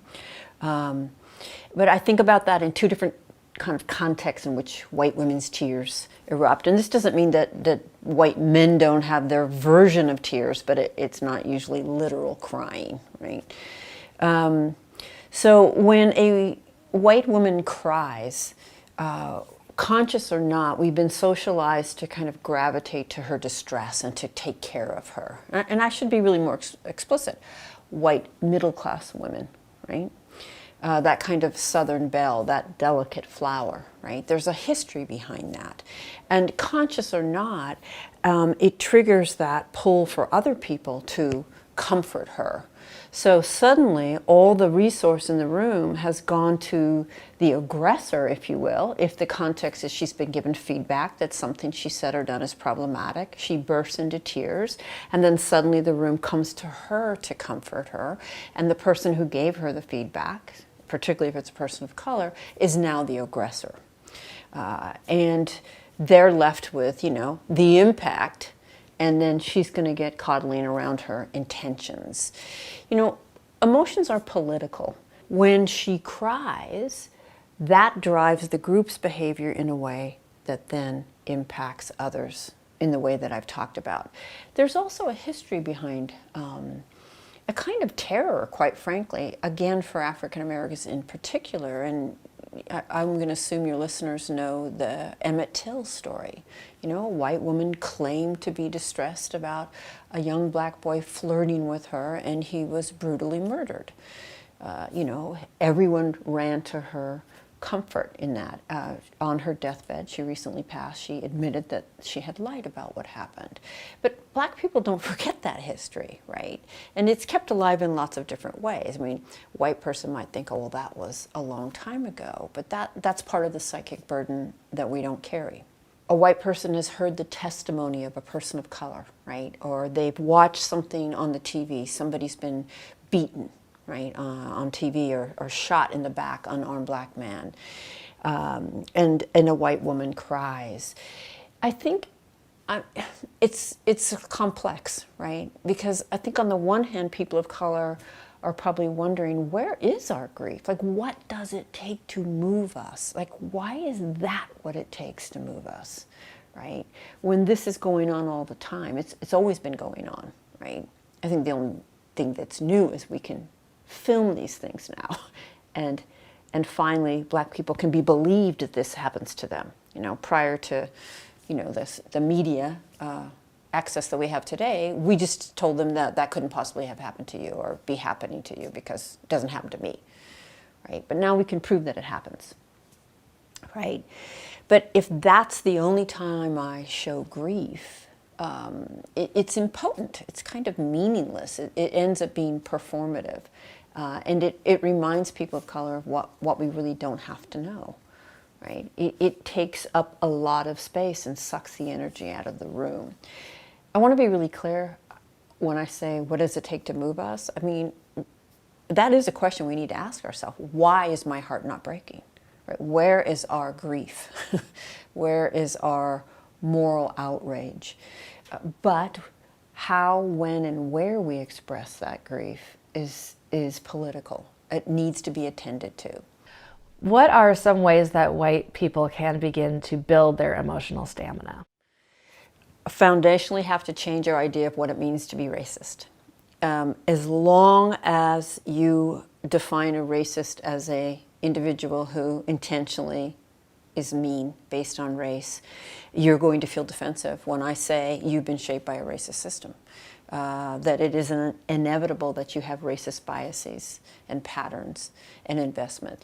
You're going to feel offended by that if you don't change how you're interpreting what I just said. Change how you understand what it means to be racist. So when people come up to me and say, I've read your book, my reply is, and how would people of color know you've read my book? Right?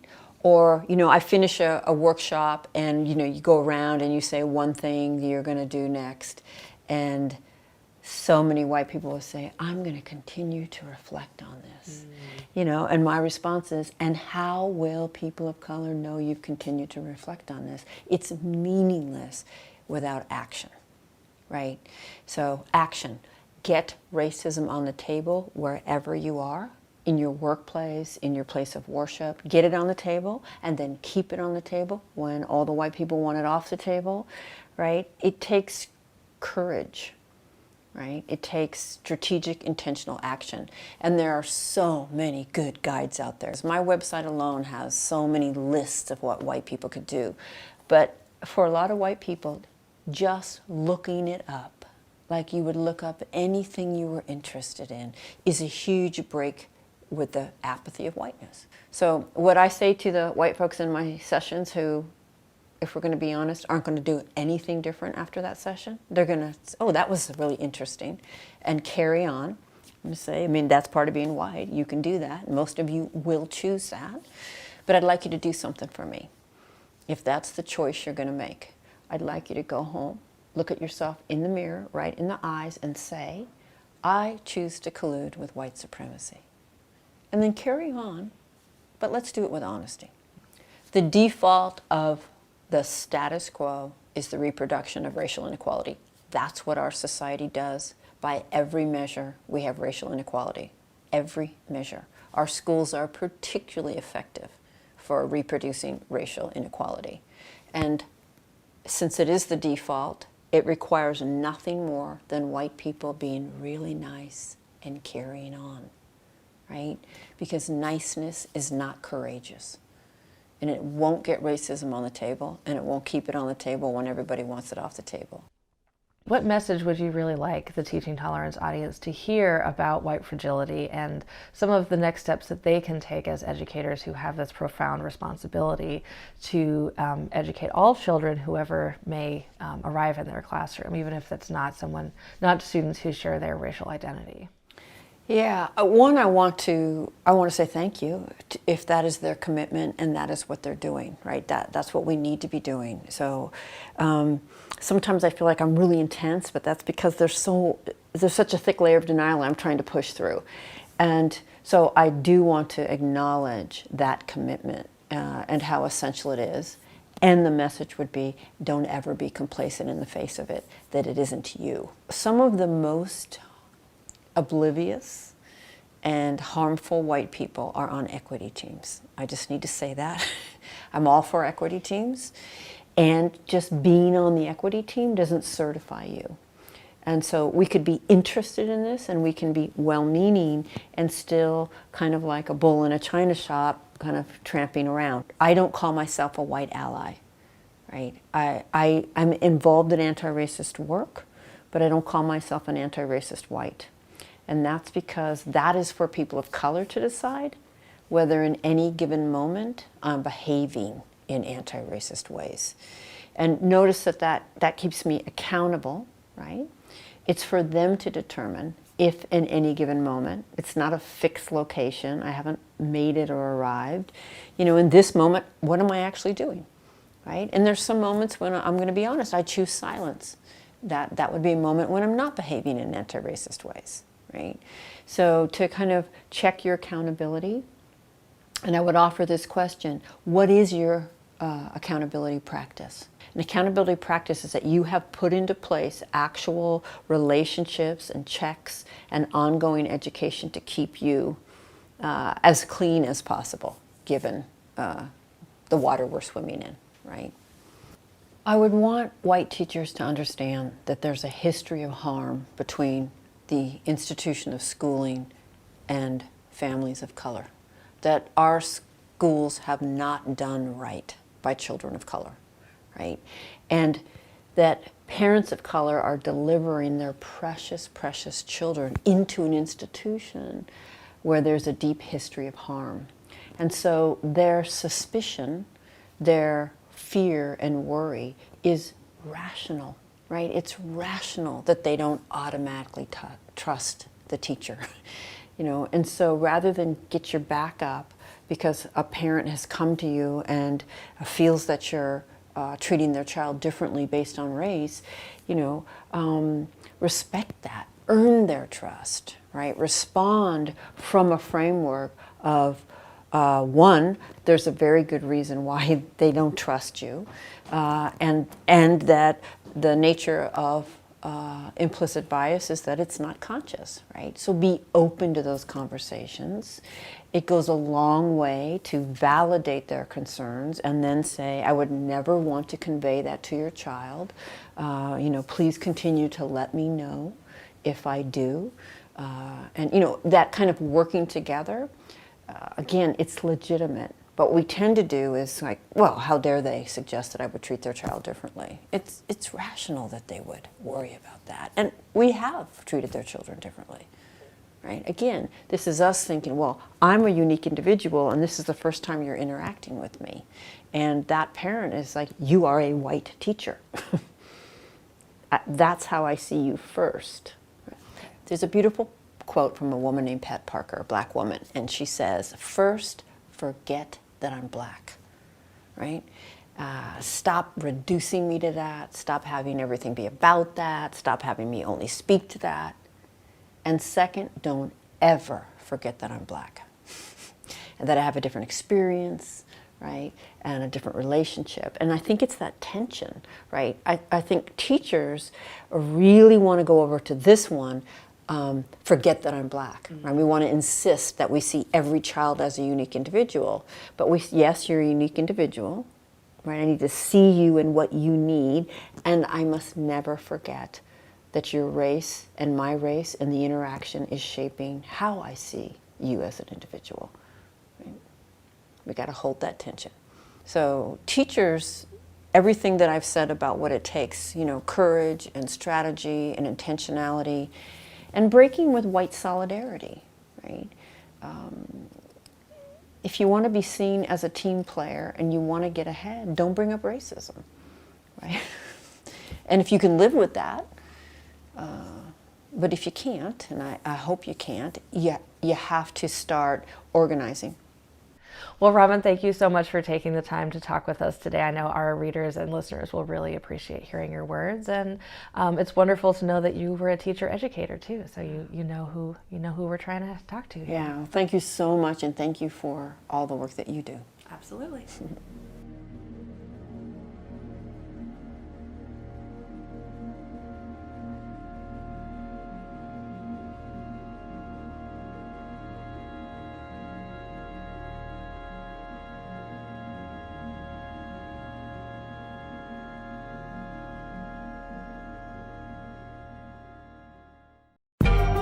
Listening to Reset Race, you're now tuned in to Reset Race.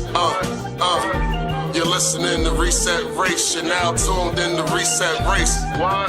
Put them back on the grill again. We grilling them. Put them back on the grill again. We grilling them. Put them back on the grill again. We grilling them. Back on the grill again. We grilling them. You're listening to Reset Race. Adolph need reparations to make America great. You're tuned in to Reset Race. We no longer starving while others eat off our plate. No. You're listening to Reset Race. We focused on our justice claim. We know what is at stake. You're tuned in to Reset Race. You'll find out who really about justice and really who fake. Lineage go back to US Southern plantations. Lineage, Jim Crow and mass incarceration. Redlining lynchings. We are old from this nation. You're not about justice if you ain't for reparations. MG the wise one. Cousin mother intellectual. Samantha bringing fire. Anti-black we pressing you. No permanent friends and no permanent enemies. The backbone of the country. To win you need our energy. Go on, sit. Listening to Reset Race. You're now tuned in to Reset Race. You're listening to Reset Race. You're now tuned in to Reset Race.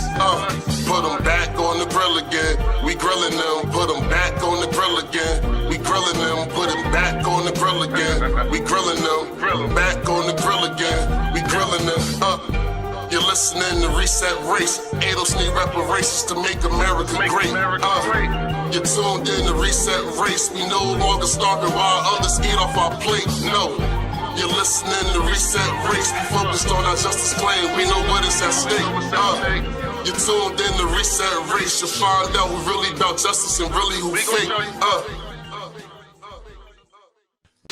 Until you do right by me, everything you think about is gonna crumble.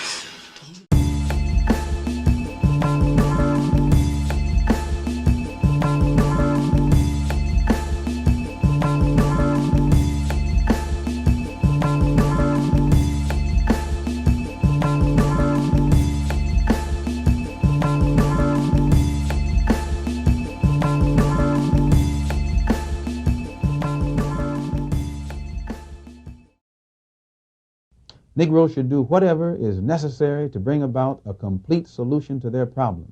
If it, when I say whatever is necessary, whatever is necessary. They should have the flexibility to do whatever is necessary to solve the problem.